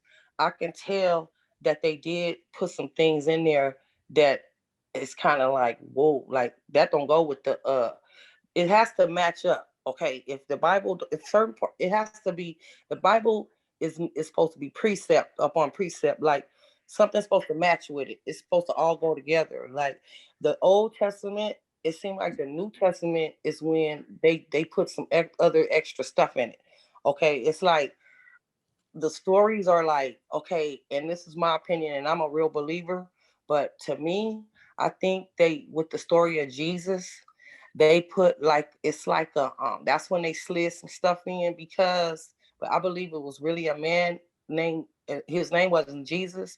I believe it was really a black man that came for good intentions, but that man that they got in that New Testament is not the real one. That's the false Messiah. I think white supremacy is so powerful that we are supposed to be talking about religion, and I believe we're talking about the Bible, which is a tool of the Christian and Catholic religion. And this is not a debate, Miss Tanya. No one's trying to change your mind. We're just expressing logic and how this system works. And so we're not trying to change your mind. Does No, anyone? nobody can't change my mind but God, because I go by experience. See, I'm not just reading. I go by real experience. I won't believe nothing that I just read. I have to really go by what I'm living it. That's the only way I believe it. Is because I'm living it. I live the Bible. I know I eat it, breathe it, and live it. And nobody can tell me it was made by a white man. It was never made by a white man. They can never do nothing like that, ever. And the Bible tells you how they're going to be destroyed. They will never tell you how they're going to be destroyed. They will never tell you how they're going to destroy it. How the Most High God, who's a black man, is going to destroy them. That's how I know they had no parts of it. They tried to. They tried Can you to tell us put how they're going to be destroyed, Miss Tanya? Because I think that could help solve the problem if you know how they're going to be destroyed. how they're going to be destroyed is by us. But right now, by talking about it, like how we talking, this is destroying them right now. But see, they don't want us to talk about it. That's why they're doing the social distance and all that. They know it's their time. They don't want us to talk. They don't want us to debate, which is healthy. They don't want us to do nothing in that, nothing like that. They want us to just take the mark of the beast, and it just, and everything. And they already know that their time is up. They know that, but they're like hopeful, wishful thinking, like wishful. They still hoping and like on that last thing, but they're already destroyed basically. The system of white supremacy is will be here forever because of no, it's not. No, hold on, let me finish because racist men and racist women intend for the system to be here forever unless we black people are able to end it, replace it with justice. We are ending it. How many black people do you know who are you trying to use that Bible or use religion to replace white supremacy with justice? Can you answer the question with just in one sentence, please? You said now what? What was the question again? How many black people or non-white people do you know who are using the Bible to replace the system with white supremacy? That's why we're still in slavery, because they're not using the Bible in the right way, and it wasn't the time. It has to be a certain amount of years. The 400 years just ended. It has to be. We had to be in slavery for 400, maybe a little more years. It said 400 at least years. It must be okay. I believe Jesus Christ was trying to solve the problem. Like Jesus, whatever, he was trying to solve the problem. He was murdered about 2,000 years ago. So it's been much more longer than 400 years of black people being killed just for being black. So no. The 400 years of us being in this slavery. We've been in slavery. This is not the first time we was in slavery. I'm talking about this time. This time that we've been in slavery, it's been 400 years. Yes, we have. This time, if you look it up, look the research up, when they first start stealing us, this time, remember we was in Africa, that's not where we was really from. I don't think the time. I'm wondering, like, one more question. Why do we have to suffer for this certain amount of years? Like, what kind of God is willing to have the type of atrocities that have existed for us to suffer? A God so, that I feel like they tell black people this so that we suffer, and that we can just suffer and then hope for the best in the future, which is what black people have been doing for a long time, believing that, oh, we are just the people that are meant to suffer, and then we're going to get our just desserts in the future. Like, why should all of this has happened in the past 400 years? Well, we wasn't meant to suffer until we started doing what the white man said to do. We was gonna be all right until God said destroy them, and we didn't. We left some of their babies. We always have too much heart for them. We keep letting them live and praising them and stuff. That's why we here. That's why we in their land, and this is not our land, and we in somewhere strange, and they got our land, and we don't even have no land. And everybody talking about they from here and they from there, and what we gonna say? We from America or we from somewhere else? Where's our land? Okay, because they got our land, and we over here, they done sold us all everywhere and separated our families and all this kind of stuff. Okay, and told us we was from Africa. Africa, they got all kinds of. There's so many parts of Africa. What do you mean, Africa? Like, what are y'all? They tried to confuse us so many ways and tell us we African, but we're not those same people that be like eating doo-doo. Some Africans eat doo-doo. They eat feces. And we don't do that. We don't eat feces. That's not in our bloodline. We don't do that. That's not something that we do. We don't even have the taste to eat no doo-doo. But they do. Certain tribes are not our people just because they dark-skinned. Period. They not. I'm super interested in where you got the information that the African people eat poop from. Some do. I find that as an African person, I think that is just steeped in white supremacy, because the people who would be eating poop are the white people who are existing in caves and don't have food or natural resources. What are you, Nigerian? No, I'm not Nigerian, but I am African. But there's different types of African. There are different tribes. What tribe are you from?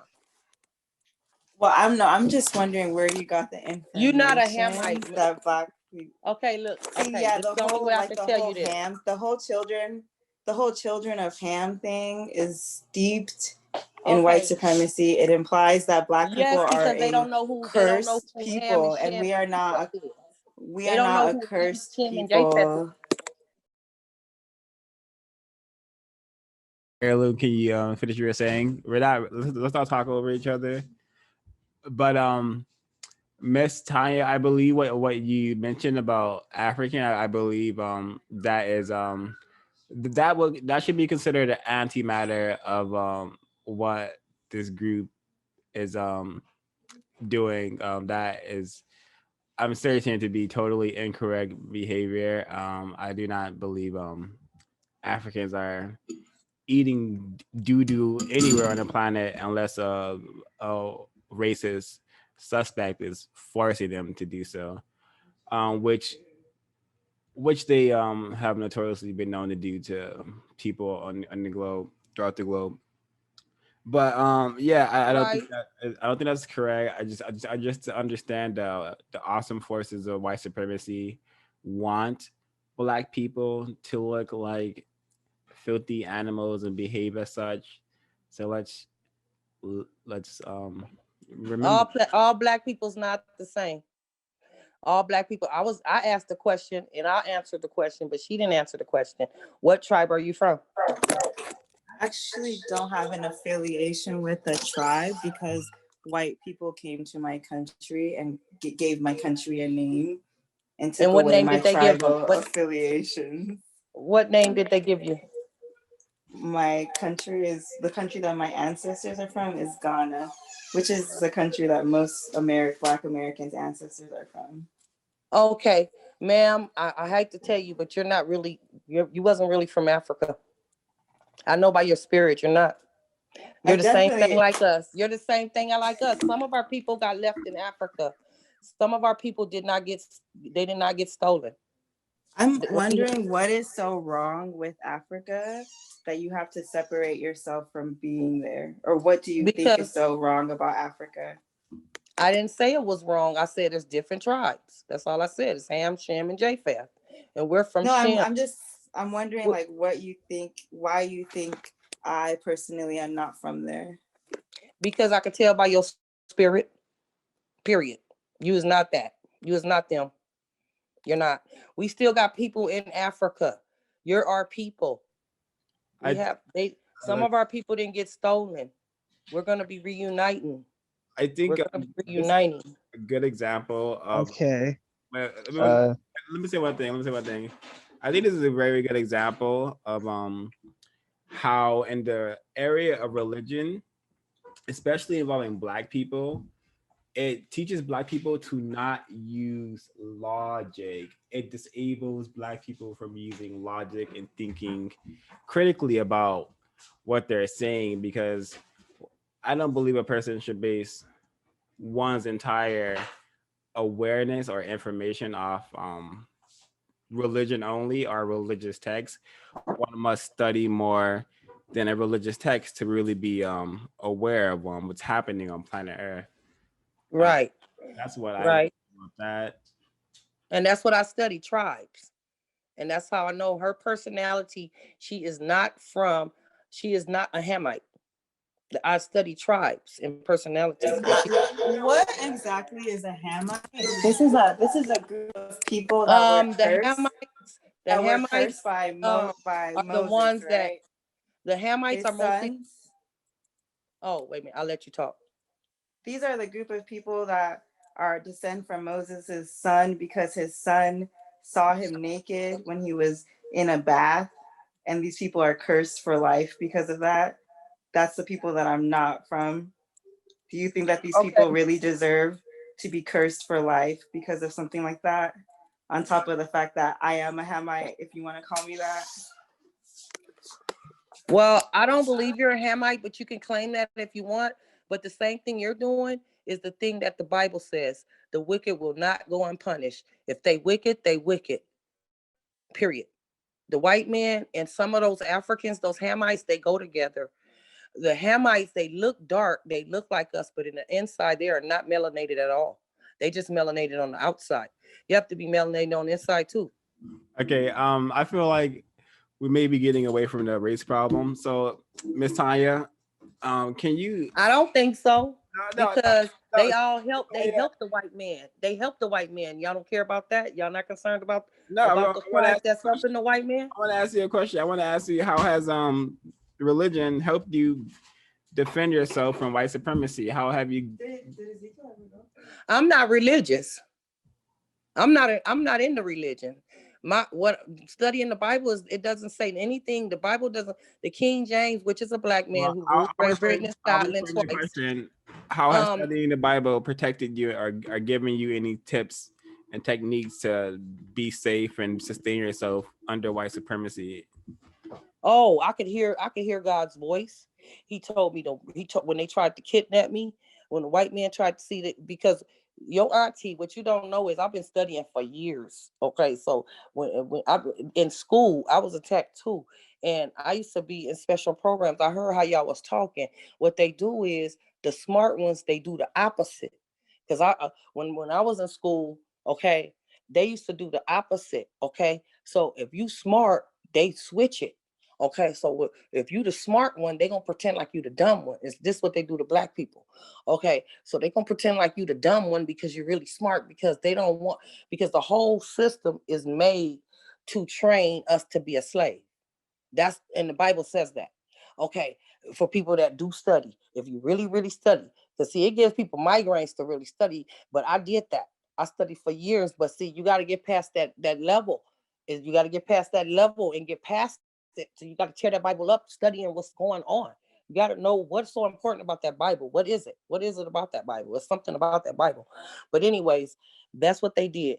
They put the ones that smart, they switched it. They had to mentally keep you down. They couldn't let you rise up. And that's what the Bible says. They all got together, all the countries got together and put the 12 tribes of Israel in slavery.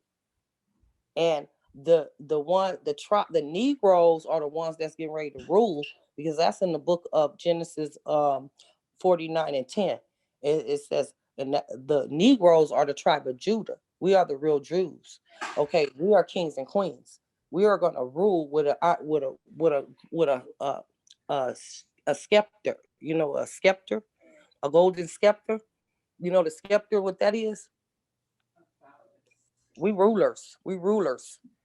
And they don't want us to know that. So when they see one of them smart, what they do is they switch it, and then they put you in. Well, I think you made that point, Miss. Kwaku, did you have something to say?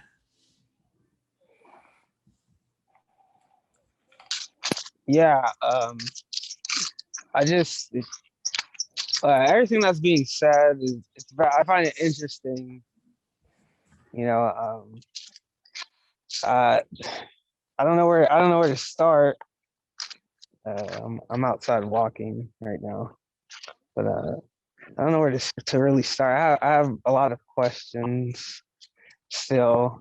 I'd like to ask my own set of questions.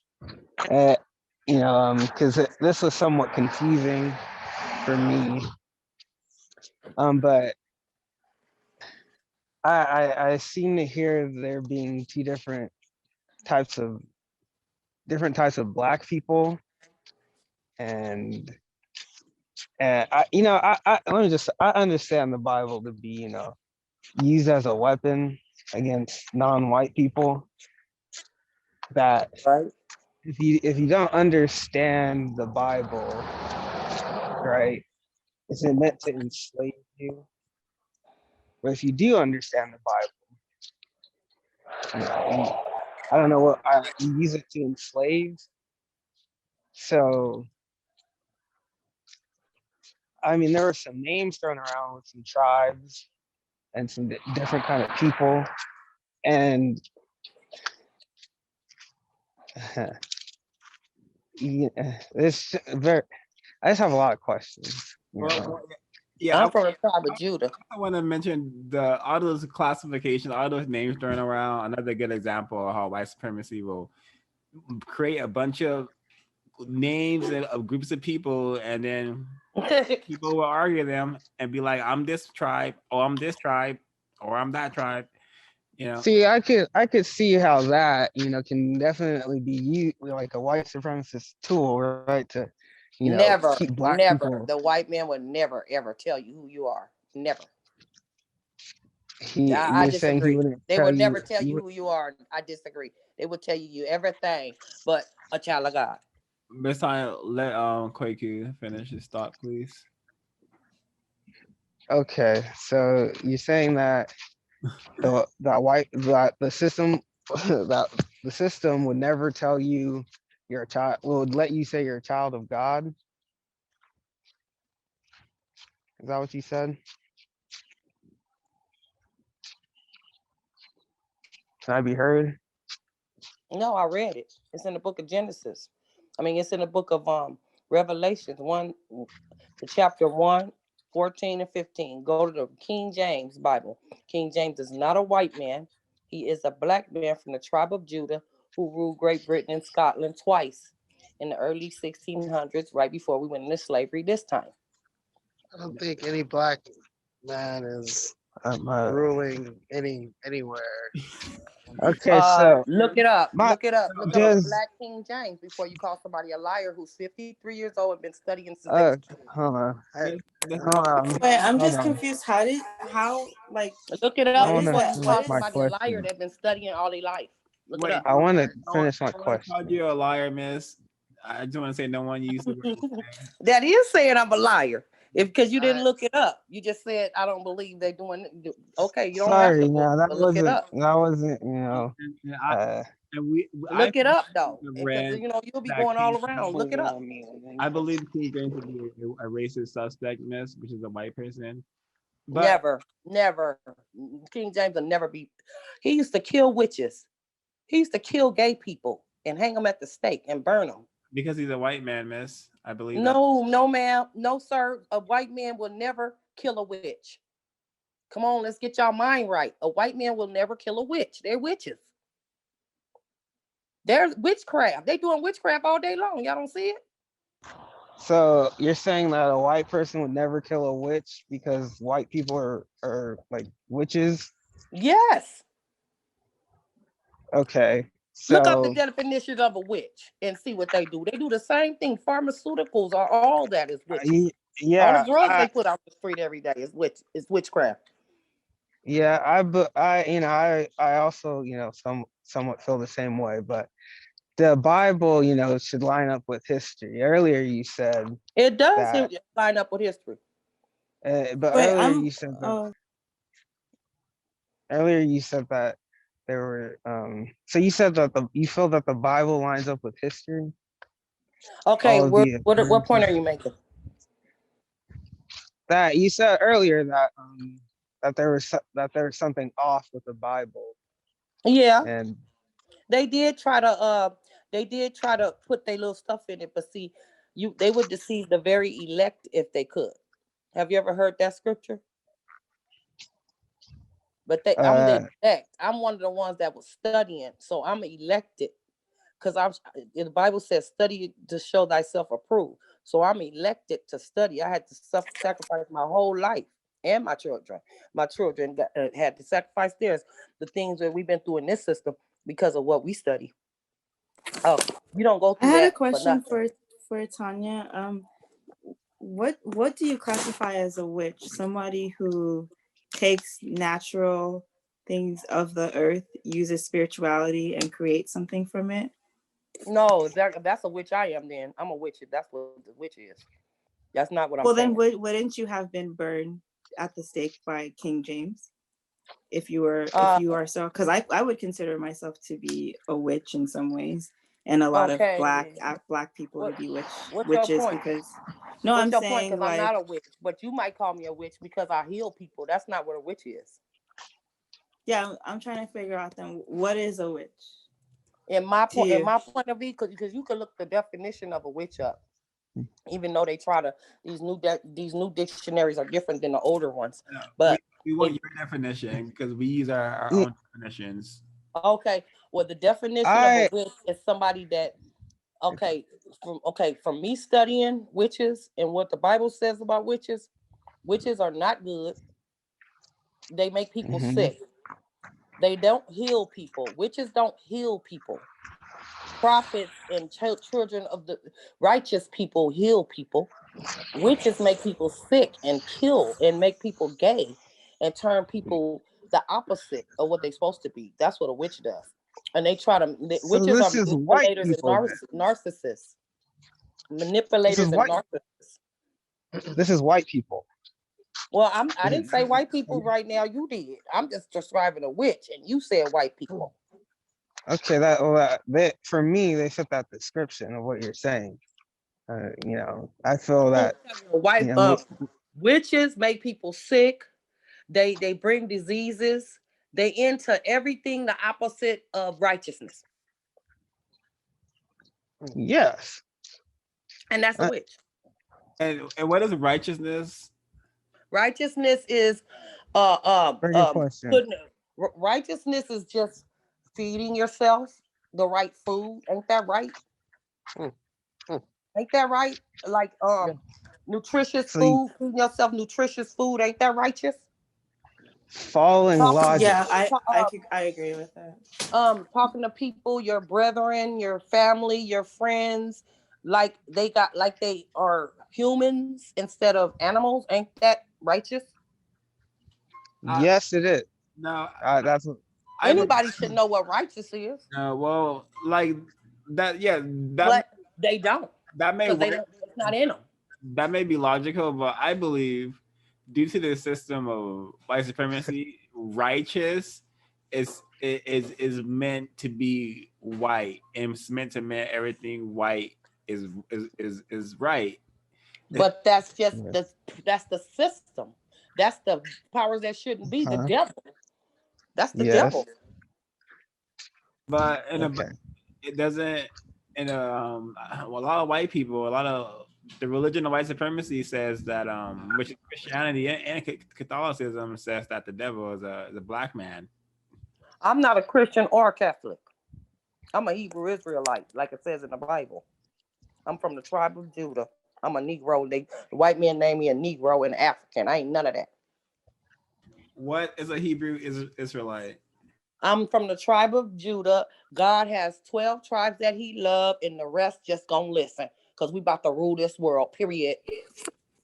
Is that really a God that you would want to be around? Yes, ma'am. Yes, ma'am. Praise him. Yes, ma'am. Praise him. Hold on. Yes. I'm confused. You should be happy. You should be happy. Can I ask you something? Who are you? Who is this talking right now?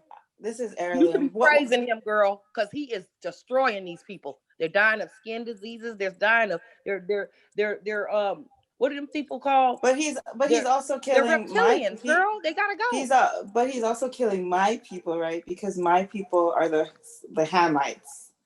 So okay, why would I why is praise he killing him? okay, what is your people dying from? You're saying that the people who are Hamites are also cursed because they're working with the white people. Well, some of my people cursed too. Well, some of my people dying too.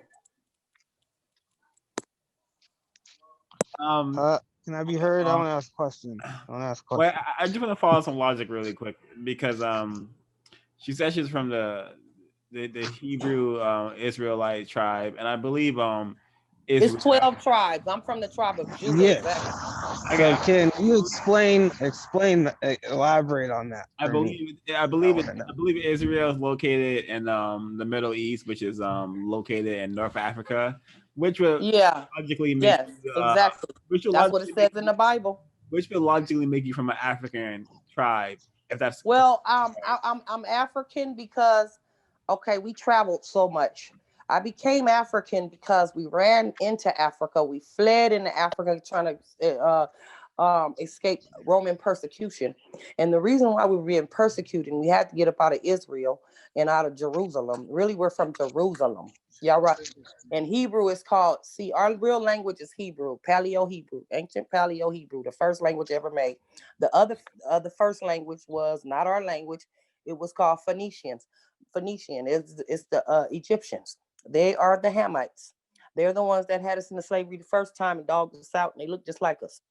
The point I'm confused because the Egyptians were the ones who made Christianity. I'm not Christian. I'm not a Christian. Okay, well, they were the first people. I don't believe in men having sex with men. Okay, well, they were the first people who wrote the beginnings of the Bible. Who did? Oh, the Egyptians. Where did you get this from? A book called Urugu by Dr. Marimba Ani. Oh, do you want me to go to the page? Yeah, I already know where you're going. I've been there, studied that. Because I used to think I was Egyptian. No, we are not Egyptian. I am not an Egyptian. They had us in slavery. They dogged us out. I'm not saying that I don't think that all Black people are Egyptians at all. All I'm saying is that like the Bible comes from Egypt. No, it doesn't. Like there's a lot of documented proof of that. I don't agree, but you can agree if you can think that if you want, but I could take you all the way back. It does not. It does not. Well, I don't know. Do you think that there's anything that you could like? They will never believe in a Bible like that. Ever. They will never believe in a righteous Bible like that. That Bible's so righteous. Do you think you could like in some way like maybe post something into the chat that has the actual origins of the Bible? Because I would be interested. Because from what Yeah, I've because read, the Egyptians never would have anything to do with that ever. They believe in having sex with little boys in their butt. How in the heck? They would never believe anything righteous like that. Never. They would never. They believe in everything opposite of God. That's why they used to wear them crazy hairstyles, little piece right here. They was rebellious. Ain't no man supposed to look like that. Ain't nobody supposed to be cutting their hair like that. It was always rebellious. And people that run around naked is rebellious. Because in the beginning, God covered us up. So what were they doing running around naked? None of our people runs around naked, none of that. Why do you think God covered us up if he made us in his image? Whatever the reasons was he covered us up for, he wanted us covered, and we were supposed to be wearing clothes. He wanted us, that's privateness for your husband and your wife, I guess. I don't know. But we ain't supposed to be running around here naked. Do you think God doesn't like himself? I don't know. Ms. Smith, does God hate Black people? Is that why the system of white supremacy is here? No, God only loves us. God only loves the 12 tribes. Then why hasn't his Bible or any of his teachings helped us solve the problem yet? Because they never tried to use it. Martin Luther King never used the Bible. Martin Luther King didn't use the Bible, or Rosa Parks, who I think is very suspicious. Those people are suspicious to me.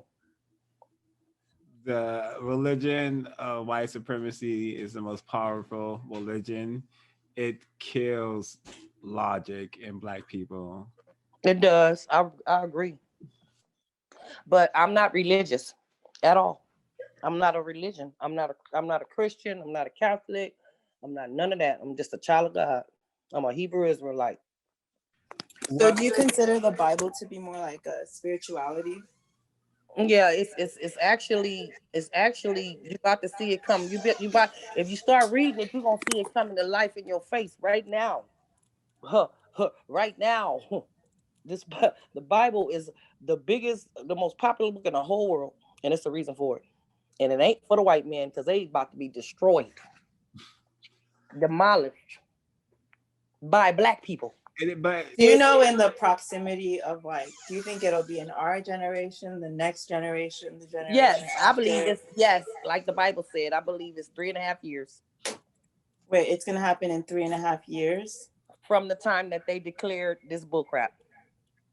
So then what do you think Black people should be doing? I don't know how long it's gonna take, but I know that I believe this is gonna be 3.5. This system is not gonna ever fully be in effect. Never. So what do you think Black people should be doing in that time? Basically trying to educate our people, to wake our people out of the craziness that they did to our people. They really killed our people. But the Bible said our people gonna be rising back up, but not all of them. A lot of our people, you're not gonna be able to save them. They're gonna be destroyed. 2/3 of our people will be destroyed. I feel that by, learning about racism and white supremacy, that's... They're gonna be destroyed because they won't listen. They won't. They can't hear something. They already got the mark of the beast. By waking up our people, having them realize about the system, right? Right. Okay. That's how you kill them. That's how you kill them. The more you start telling people about that this system is evil, and they need to go back to our original ways. We have to get our original ways back. And it wasn't Egyptian, because they don't want God destroy Egypt. Do you know what those original ways are, or where you can find that kind of information? The original ways are men ain't supposed to be having sex with men, and the original ways is nothing like this system, period. This system is just demonic. It's nothing for human eyes, period. This is so traumatic. This right here is a nightmare. This is not nothing how we supposed to be living, period. So are we supposed to go back to the way we were living, like in Africa before Stop enslavement? We ain't supposed to eat pigs. We ain't supposed to eat pork. We ain't supposed to eat shrimp. no kind of parasites. Because if you knew how precious you was to him, that's why we in slavery right now. Because we kept eating. That's like eating roaches. Would you want your kids eating roaches? But do you think that a God that is really just would condemn Will multiple yep, he would generations to be a slavery just killer. for this? Yep, my God is a And killer. why? My God And is do a you killer. think that that's really a God Yep, that, like, I wouldn't even want a parent like that, right? Because yep, as a my God parent, is a hater and a I want Or to be like, hey, you shouldn't be eating that, and not, I'm gonna condemn your all generations after you because of your behavior. Don't you think that that's a little bit cruel? Miss Smith, you can answer the question now if you like. Do you think it's cruel?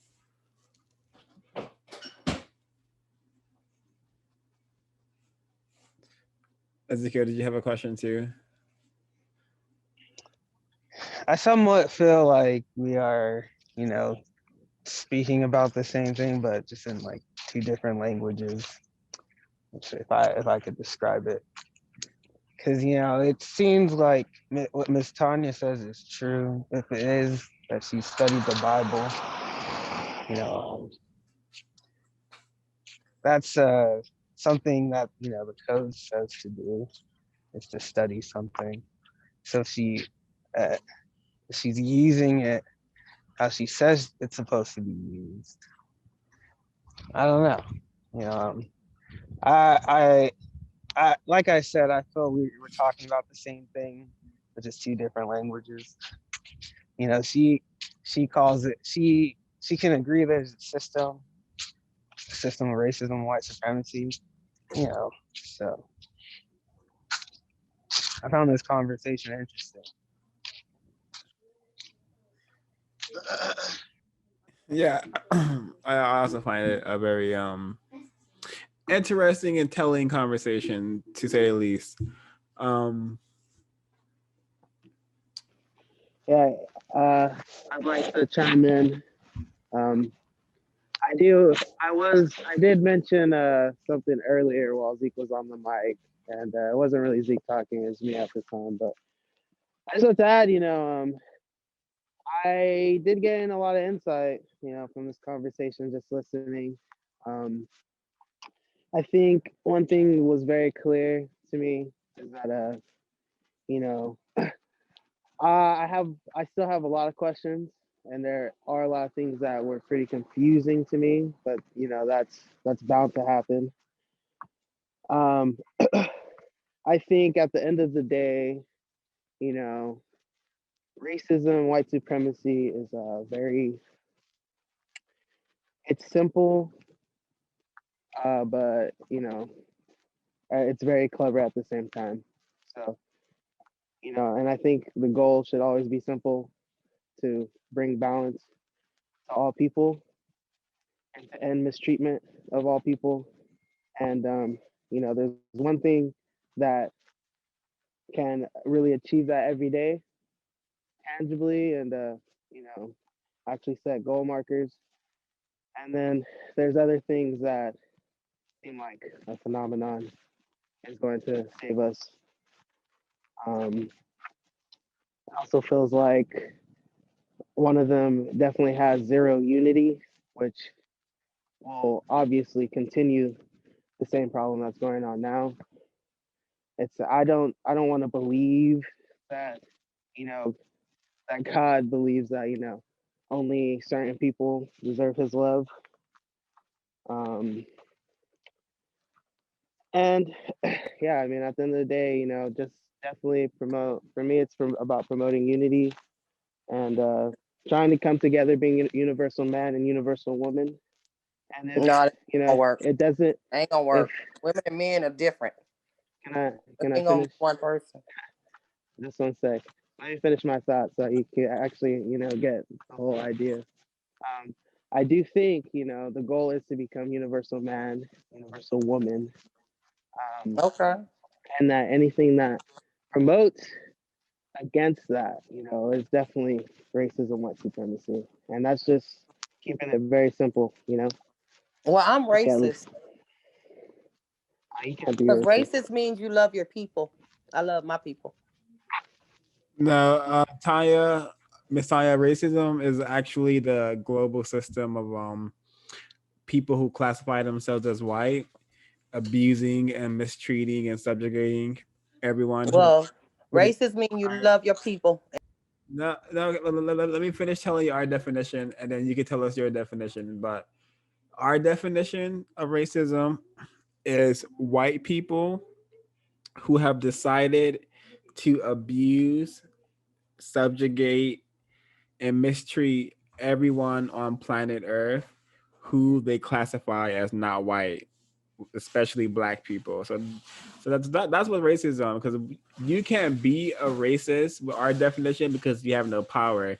You don't have the power to go out and hang a white person and chop their genitals off and burn them. You don't have the power to do that. But for dozens of years, for hundreds of years, they've had the power to do that to black people. So I don't think racism is loving your race. I think loving your race is loving your race. But black people also don't have a race, because you have to have a race. That means you're practicing racism, but you're not having the power, because black people like myself don't have power. Well, I want to push back on what a little bit of what you said, O5, because a black person technically can hang and like be violent towards a white person. That's called immediate power. Yeah, but it's And not non-white racism. people have that power. But I'm just saying, like, it's important to differentiate like power, because You're right. that's all I was trying to say. Well, I don't need no power to love my people. My people is the 12 tribes of Israel. And I wanted to know, the guy that was talking, what are you? Are you like what tribe did the white man give you? Is it Mexican? Are you talking to 0526 or Kwaku Dromo? The last one that was speaking. Oh, uh, what was the question again? I'm sorry. He's classified as black. He's classified as black. Oh, Yeah. okay. Okay, well, I was I saying, guess because I get that a we lot. I do all sound. black people, we have different tribes, and we all are not the same either. Do you We think have 12 tribes that God loves, and the Mexicans too, but they are really the original Mexicans, the darker ones. I don't know about the I other ones. see. So do you think that the lighter Mexicans, God doesn't love them, and they deserve cruelty? It depends on who their father is. So It's I'm not about wondering, color. It's not about color. It's not about how the does color. God show his love? Like, what are the It's not about mechanisms that color, because God? I got dark and light in my family. That's not it. It's What are about the your mechanisms that God shows his love? How does he show it's his about love? your heart. But first of all, it's about your heart, because even my people gonna be destroyed. But second of all, it's about God has his special children that he loves. He made special children. Yes, he did. We are the apple of his eyes. I It says just it in the think, Bible. sorry, Ofa, just really quickly. I just think, the flaw, it's no flaw really, but I just think, a just God would not kill any. There's no cruelty. I don't think, Now my God is and, there should ever be any sort of like killing or, just my like God is a killer, and I'll be so glad when he kill all these cruel. reptilians. I have a question. So, are there more than 12 tribes? Wait, Yeah, there's more than 12 tribes, but not in his eyes. So, how does God show love how to? did that happen? How does God show love to his creations? Oh, you'll see. You should see already. Ain't you the best thing on earth? No, miss, I am a slave and a victim under white supremacy. I'm Where not talking about that part. I'm not talking about where you live and how you get in the position you got in. I'm talking about your genes, period. my genes have been manipulated by white people, man. Ain't nothing better than you, and even if it's been manipulated, ain't nothing better than us, period. But we're still captive. We still, even if they fucked us up 25 times, 20 years, 25 million years, we still the best thing going. But they have And they know that. But they have a lot of power, and currently we can't even protect our. They got the power because y'all don't be using the Bible. Y'all don't want to study. Y'all do it what they want y'all to do. Be scared of it.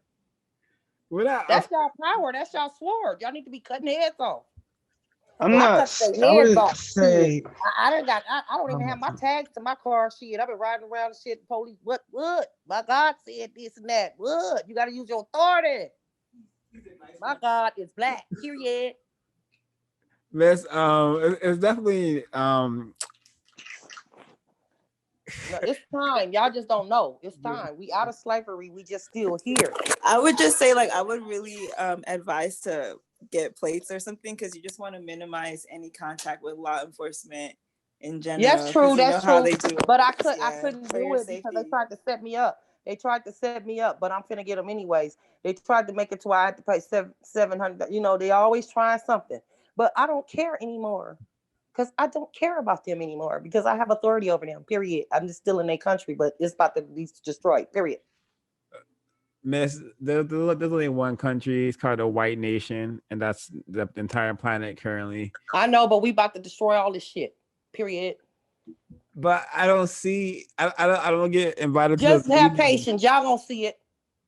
Y'all gonna see it. Just keep on going. Do your what How y'all do we y'all go doing good. about Just keep going and destroying? doing what you're doing. How do we go? Sorry. Just keep doing what you're doing and study. That's all I could tell you. Okay, so Study. that's how we destroy the system. Yes. Yep. By having a brain and by talking. Okay, That talking helps. about the system, right? Yep. Bringing their ass down. Exposing them. Okay. And You gotta expose them. You gotta expose them, and you gotta be bold too, because God might come in your head and say, "Destroy that right there. That's on the wall. Take that thing off there." They use witchcraft. I'm trying to tell y'all. Y'all gotta start getting their devices like I do and tearing that shit up. That's why they be trying to put me in jail, throw me in jail. I don't give a damn, and I'm gonna get right back out because God blessed me to be alive. Period. That's why You don't said the scare y'all. devices. Scared of what they do to you. You can't be scared of what they do to you because you powerful. Like you can have a But it's thought. not really about being scared. I feel like you have to be at least like kind of maneuvered correctly to minimize confrontation and minimize being hurt by white people. Like going to jail, you're literally like in a space where you're controlled by white people with guns and stuff. You know what I mean? Yeah, like, but so look, it's like important to maneuver in a way people that you don't. scared of going to jail. I'm not. I don't care what they do Miss, to me. I believe. But like Sandra Bland and stuff, she died in prison. She died in That's jail because after she being didn't know there the for like real 2 days. God. She didn't know the right God. She didn't know the real So you God. think that God let someone hang her because she didn't know the real God? Yeah, you don't know her. You don't know if she was a real being. Let me tell you what they do. Do you guys know this? What they do? Do you know about psychological operations? Yes, we do. You know, Okay, some. so you don't think that all these people that they showing that they killed and this shit is to scare people and to get you all in an uproar? Because a lot of that shit is an act. And I'm gonna tell you who got us in slavery. Hollywood. Hollywood is the reason why our people is really fucked up. Hollywood can make a movie about George Floyd, Try not to curse. which they did. Which they did. George Floyd. It was a movie. Let me wake y'all up to that. Did y'all know that? That's a movie. Y'all want to wake up to some real shit? George Floyd is a movie. And if y'all don't believe me, I'm gonna just start y'all off on a little bit of studying, and then y'all can go the rest by yourself, do the research. When it's a movie, and you see a police car, let me just wake y'all up so y'all can see this, hear this. Okay? When it's a movie and you see a police car, it's supposed to say a real license plate number. On George Floyd, it said police. That was the first ringer bell. Ding, ding, ding. It was a movie. And then the second one was how y'all get it from all these angles like y'all did Rosa Parks. How y'all making a movie out this shit when it's supposed to be something going on? How in the hell is the movie now? Y'all. Okay, I have to meet you because we don't like to have a lot of cursing, no cursing on the air. But I am gonna say that I think white supremacy is so powerful that a black male was murdered and now a victim has perhaps maybe seen a lot of misinformation or a lot of or a lot of videos, or perhaps it's even some kind of survival mechanism to not face the reality that black males are killed like George Floyd almost every single day throughout the globe. So I don't believe it was a movie. I believe it was reality.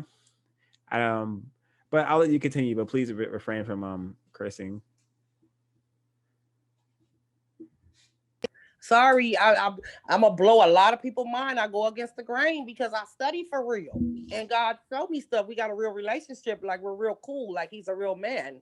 He just ain't here on earth with us, but it's a really, we got telepathy. We talk to each other, and he showed me it's a movie. Period. Y'all need to wake up if y'all can't see that's a movie, because the police, the not only the license plate said police, like they think people dumb. Okay. Second of all, after the pandemic, how come they didn't have their masks on? If this movie wasn't pre-made, how come the mask wasn't on anybody coming out the stores in the background? Because he's supposed to be, I can't breathe after the pandemic. Where's the people with the mask on? That's another thing I'm gonna wake y'all up to.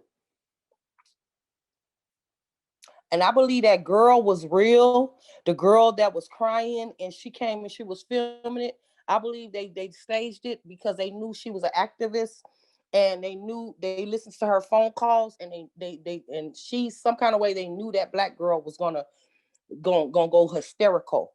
And they used her. They did it right on time. So when she was walking by, they ain't nothing.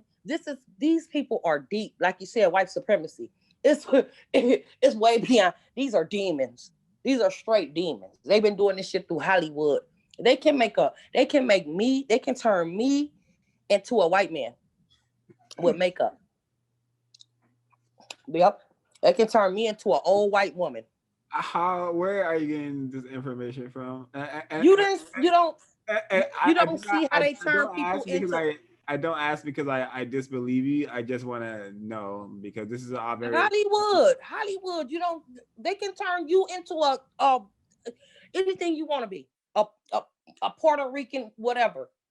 They can make you look shorter than what you is. That technology is off the chain, and it's been here since I don't know when. They even have Blu-ray so many years ago. Blu-ray. Okay, you know about Blu-ray, right? They had that so many years ago. I believe Kwaku Jamal has something to say. Kwaku Jamal has something to say. Yes, hello. Yeah. Very quickly. Going back to George Floyd. Are you saying that it was staged? Like yes, George sir. Floyd didn't die? Well, okay. Yes, sir. Exactly. It's a movie. Okay, I see. I understand. So you can be all upset over something instead of the real shit, because they is fucking our people up. I mean, wouldn't you say though, regardless, seeing something like that is. But you can't say this to everybody because they're gonna want to whoop your ass. I mean, true. You're not lying. We gotta, watch the language. But don't say Martin Luther King is fake either.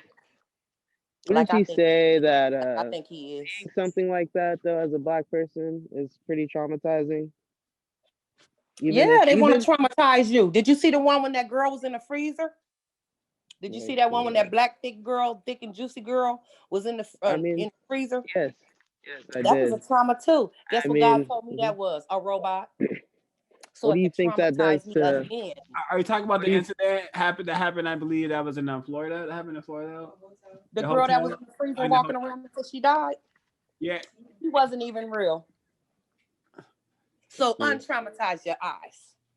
Come on and get back to normal, y'all. I'm not. I mean, I'm very aware of. Why would they fake these incidents? To keep you in bondage, to fuck your head up, so you can get off the real. You can get off the subject. See, because if they could deceive the very elect, they will. They can deceive me. Not on that. But I'm tired of them deceiving me. I'm done with their deception. You're saying the system is doing all of this. Yes, sir. And they have more psychological operations ready for you. They got more psychological operations. Oh, what's his name? Donald Trump. He was one too. He's a good actor. He makes me sick. He's so acting so good. Can I be heard?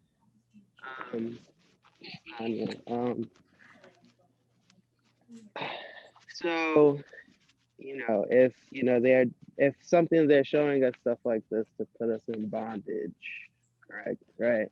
Me and you might know what's going on, correct? But what about the other non-white people, especially Black people, that see what's going on? What do you think that does to them? A lot of them gonna die. 2/3 of our people is gonna die. I mean, They I killed them mean, already. at this They're already rate, dead. They already died. at this They're rate, zombies.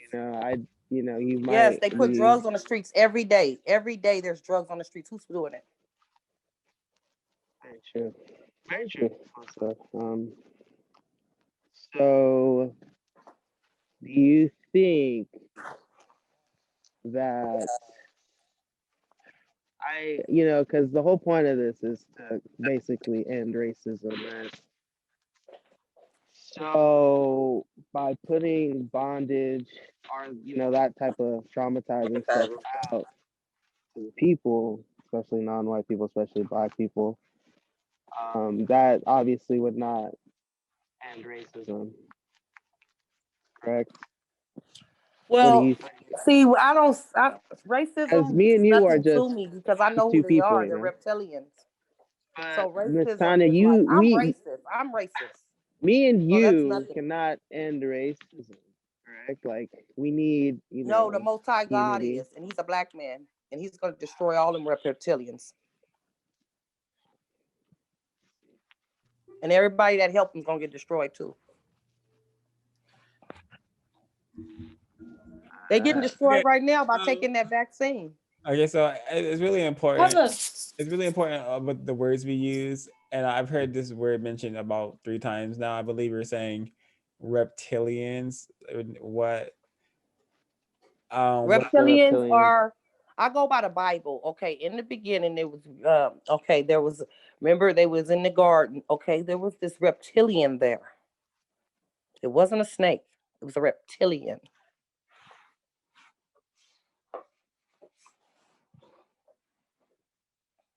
Miss Ray, There's a race. It's a race of people. Are they white people? Exactly. Some of them are different colors. They can change colors if they want.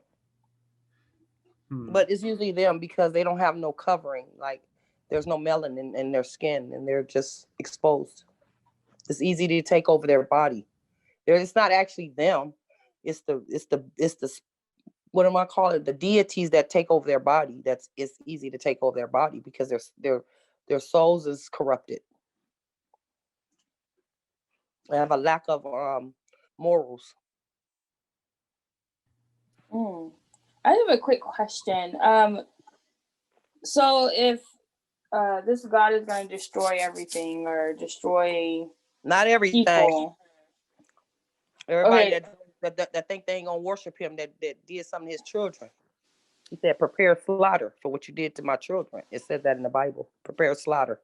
You tell them so to prepare slaughter on everyone on the planet who doesn't follow. All the ones that did wrong against God's children and didn't repent because they can't repent. Some can't repent.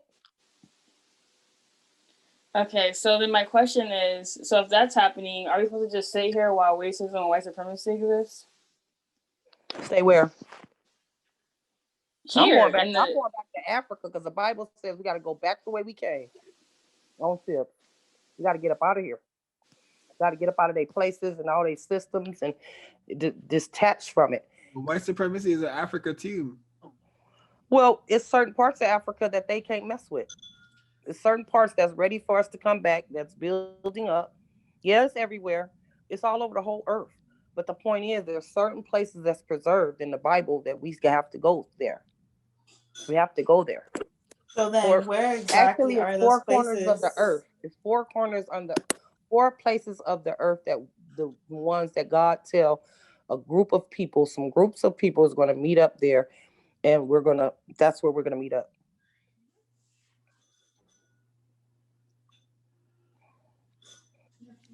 The ones that got a brain, the ones that do what the Most High God say. If He says that, He said, we doing the right thing right now by talking about it, because that's what the Bible says. He said, lift up thy voices, spare not. We ain't supposed to spare nobody's feelings. None of that. You're supposed to just say the truth.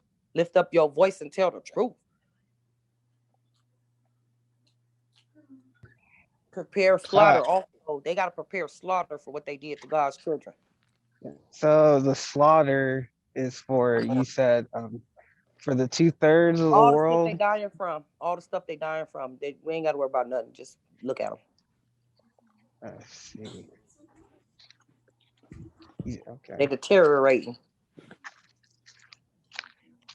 That, Do you see how? But do you see a possibility where white people could use the fact that Black people are waiting for God to exact His judgment on white people as a way for Black people to not have to try to end racism and white supremacy and not, take the steps to produce justice? You got to take the steps to produce justice, though. You got to. But faith without works is dead. So then, what are the works? The works is what we doing now, talking about it and debating and getting people involved and waking people up by telling them the truth. I'm not debating. Well, sometimes debating is healthy. We need that. They don't want us to. They want us to be scared to talk to each other and, this is giving me a headache, religion and all this. No, we need to know what the hell they was doing to us and go all the way back and dig it on out and dig everything up. We need to dig everything up that they think they buried. Every book that we can find, all of that. That's how we got to get up out of this. We got to get our stuff back from them some kind of a way. They doing witchcraft on our people. And they put it in the food. Oh, the god dog, the stuff they doing in the food, they ought to be, my God, I don't even know how we still alive. I agree. Most of the food given to us by racist men and racist We don't know what they feeding us. Yeah. And they doing it on purpose. See, this is another thing when I said witchcraft. See, by us being fed by Chinese and different people from all these places, eating what they eat, we are as we don't know who we are because they want us to all think we're equal, but we're not equal.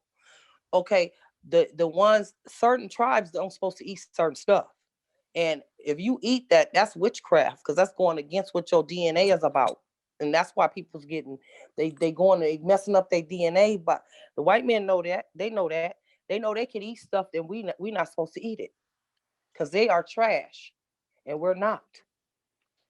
Our system's totally different. They don't want us to know that part. Okay, so they can eat stuff and because they are not who we are. We eat it and we get punished, because it's like if your child eats something off the ground, you're gonna whoop their ass. You're gonna tell them they keep on doing it, you're gonna pop them. Okay, stop. First you're gonna say stop a couple times. And then you're gonna pop them on their hand. This is what God is doing to us. Okay, then not condone violence against children. I just had to say that. But continue. What? Well, I didn't hear you. Oh no, that wasn't for you, miss. Oh. No, I'm saying, if you see your child doing something, you're gonna warn them, then you're gonna might pop them, and then you're gonna have to give them a real whooping, because they keep on doing it. They're gonna have to learn a lesson some kind of way. Stop. We're not supposed to eat certain stuff. That's why we getting sugar diabetes, heart disease, things like that. Don't you think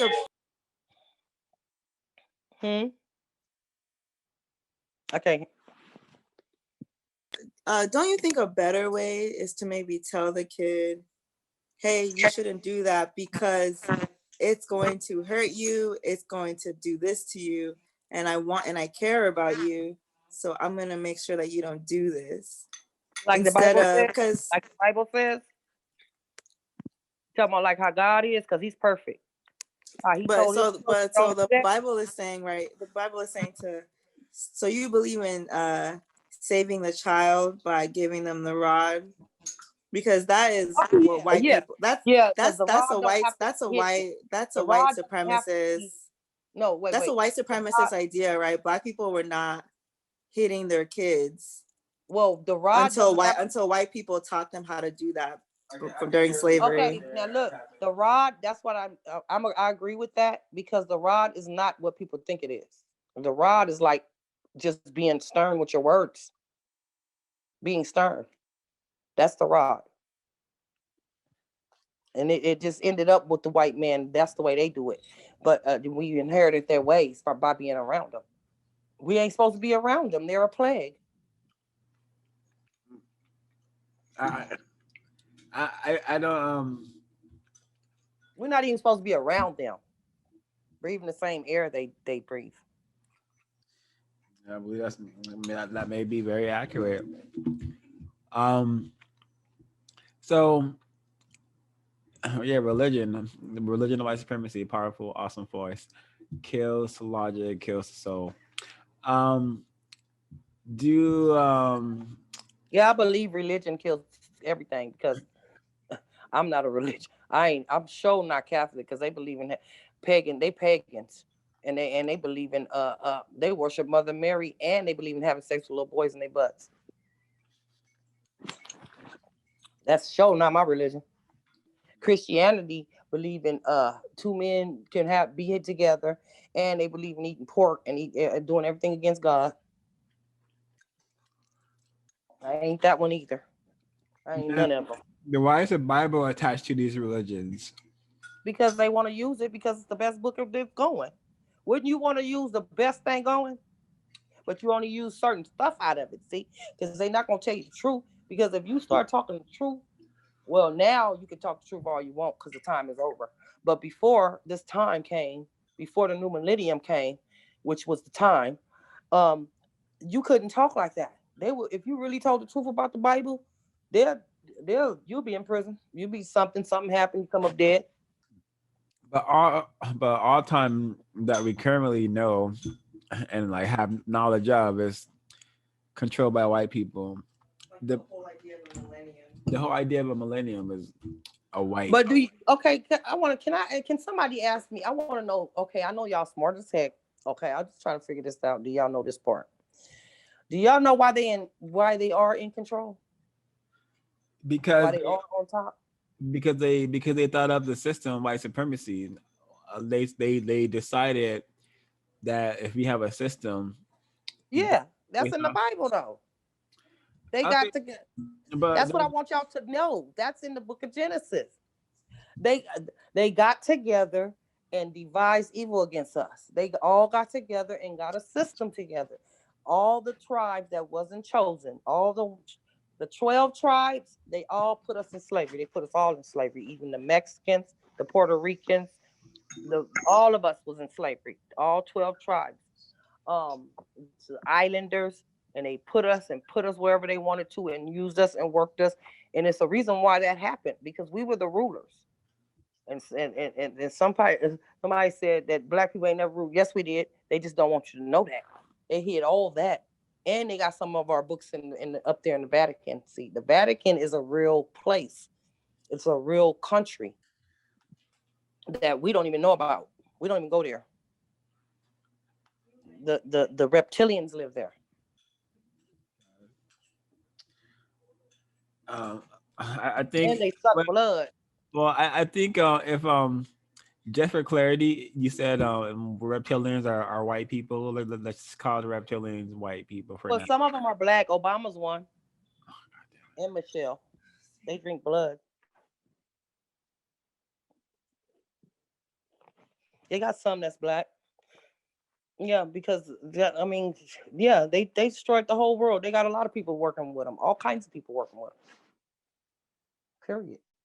But this is another thing I want to ask.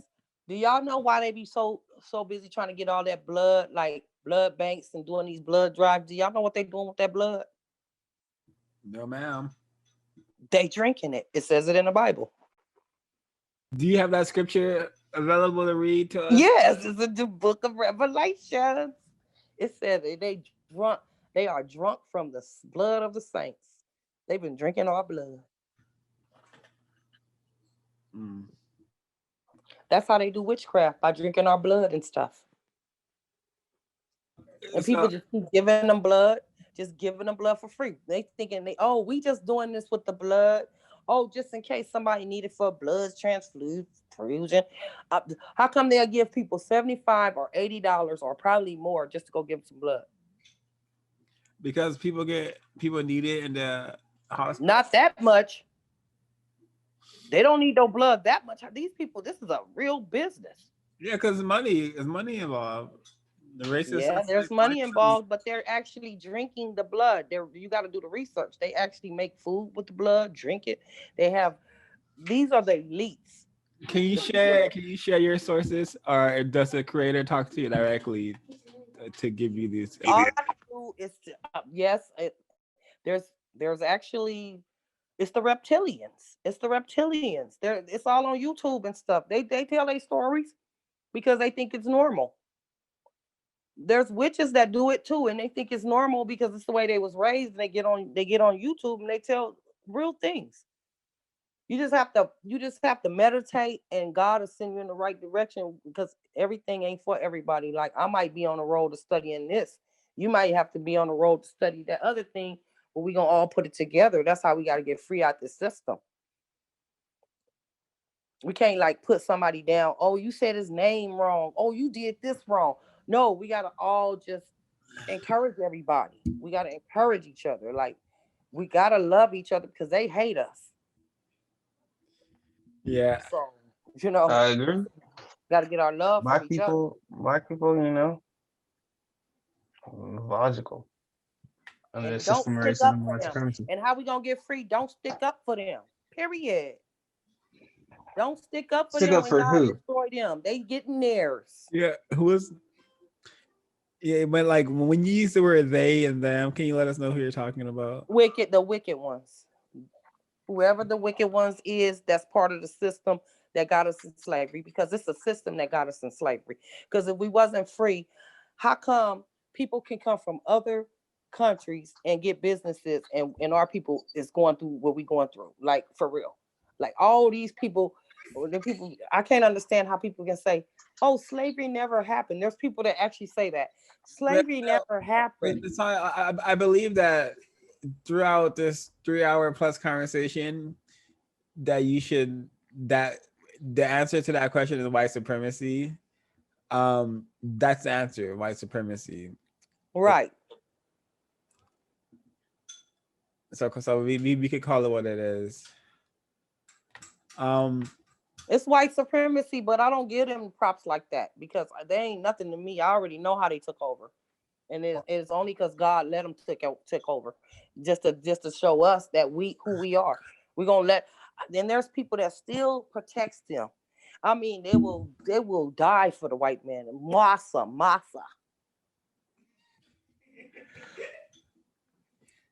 Yeah, I believe yes, there are a lot of confused victims who Yeah, and you better watch your own people too. Some of them, when you be talking like this, them the worst ones. They'll jump in the front of a bullet for them people. Yeah, it's very That's tragic. factual. But yeah, tragic. Sorry. Do you have any information that you want to share involving area 8, which is the area of sex involving white people? Do you think it's safe for non-white people and white people to engage in sexual activities? Heck no. That's the worst thing you can do. Thanks. They got diseases. They carry diseases. We didn't have no diseases. And God still be sparing us sometimes after our people be messing with them and come out without no diseases. They made of diseases. They got it in their body. It's in their blood. Like, why do people do that? I don't understand why they do that. They downgrade when they do that, but they think they upgrade. Mm. I agree with that. I agree. Yeah, they got diseases. I don't know why these people thinking they ain't got. They be keeping it. They keep it on the low, but they be having diseases. Yeah, the sickness is white supremacy. They are Yeah. very sick. Yeah, Reptilians. I would also in the clip I played earlier, I would also say it's very dangerous for that to be occurring under the system. But Miss Tanya, we are attempting to replace the system with a system of justice. Amen. I don't know if that is gonna be possible if we have to kill all the white people, because I don't know if we're gonna be able to kill all the white people. So how can we? Well, all of the white people's not gonna die. Some of them is gonna be, believe it or not, some of them gonna be clean, better than our people. Some of them love God more than our own people. Some of our people done got so evil and so corrupted to where God will never have them ruling nothing. They're gonna be destroyed. Period. Because they are corrupted. I don't think the creator put us on planet Earth just to rule. I think Yes, he did. Yes, he did. Some people's here to rule. Yes, they are. Why can't we just live in peace and It justice? ain't them. No. Yes. Some people, yes, some people is more, believe me, you don't want them in control. They're already in control. They gotta go though. You only rule for so long. Every ruler rule only for certain amount of years. Do the research. Every ruler only ruled for so long. We the only ones that's gonna rule forever. We the alpha and omega, first and the last. Period. They only had a chance to basically make us jealous because they was never really rulers. They always mess everything up they do. They can never rule anything in a righteous way. Do you believe that this is the first time this has happened to Black people? We lost connection. Could be the usual suspects. Yeah. But yeah, that was fascinating exchanges. It honestly was. I was not gonna lie, I was gonna get off earlier, but yeah, definitely stimulating. She was talking about some stuff. I don't understand the Bible entirely. I don't study it, but I do understand that book holds some significance. So what she was saying, like I said in my statement about, we're just speaking two different languages. I believe that. We were even agreeing towards that. Racism, white supremacy. I think she definitely had some good things to say. Definitely some. Yeah, I agree. She definitely has some very interesting things to say, but I still believe that there is also a disconnect between what's happening on planet Earth.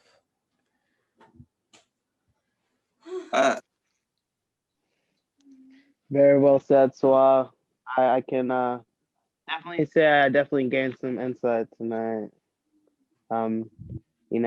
It definitely seemed like we were all on the same page at some points, but just definitely, different definitions, just like different waves, I guess. But very well said. What you were saying.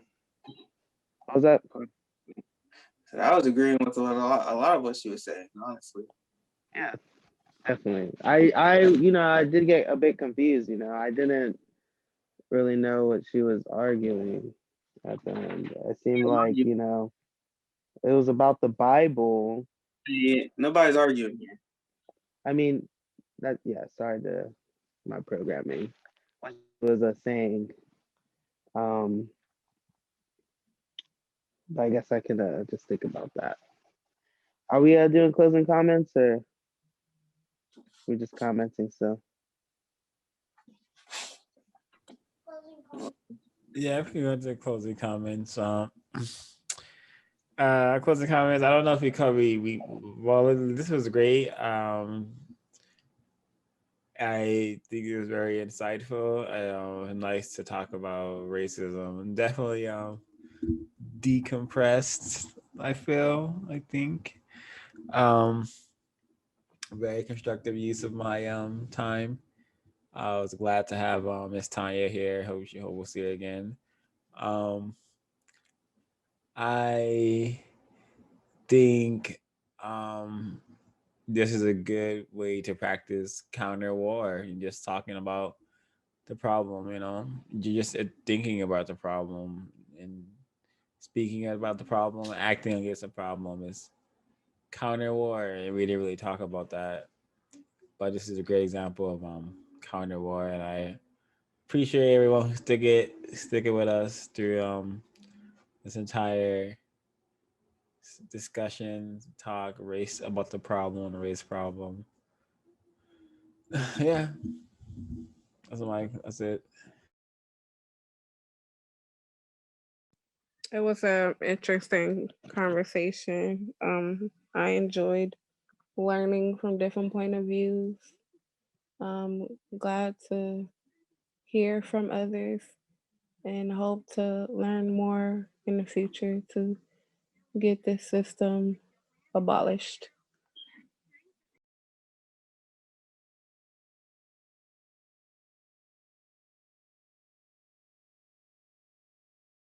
Um, yeah, that was an interesting conversation. I definitely learned something tonight.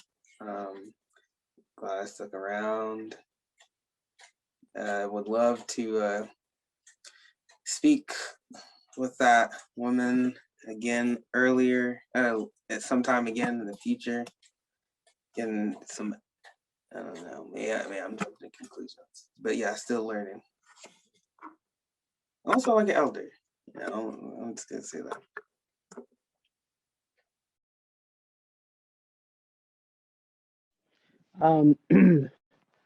Yes, definitely a very insightful conversation. You don't even realize how long it went on. But yeah, definitely very insightful. I hope Miss Tanya comes back and we get to discuss some more counter racism together. Yeah, for me it was interesting discussion. I don't know. That would be cool if Miss Tanya came back. I feel like we should be a little mindful of like using the term elder and like what that really means in terms of like knowledge versus age. But other than that, yeah, I thought it was a good meeting.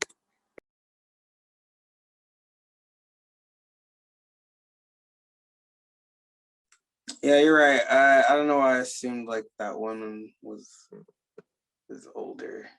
You're correct. Thank you for correcting me.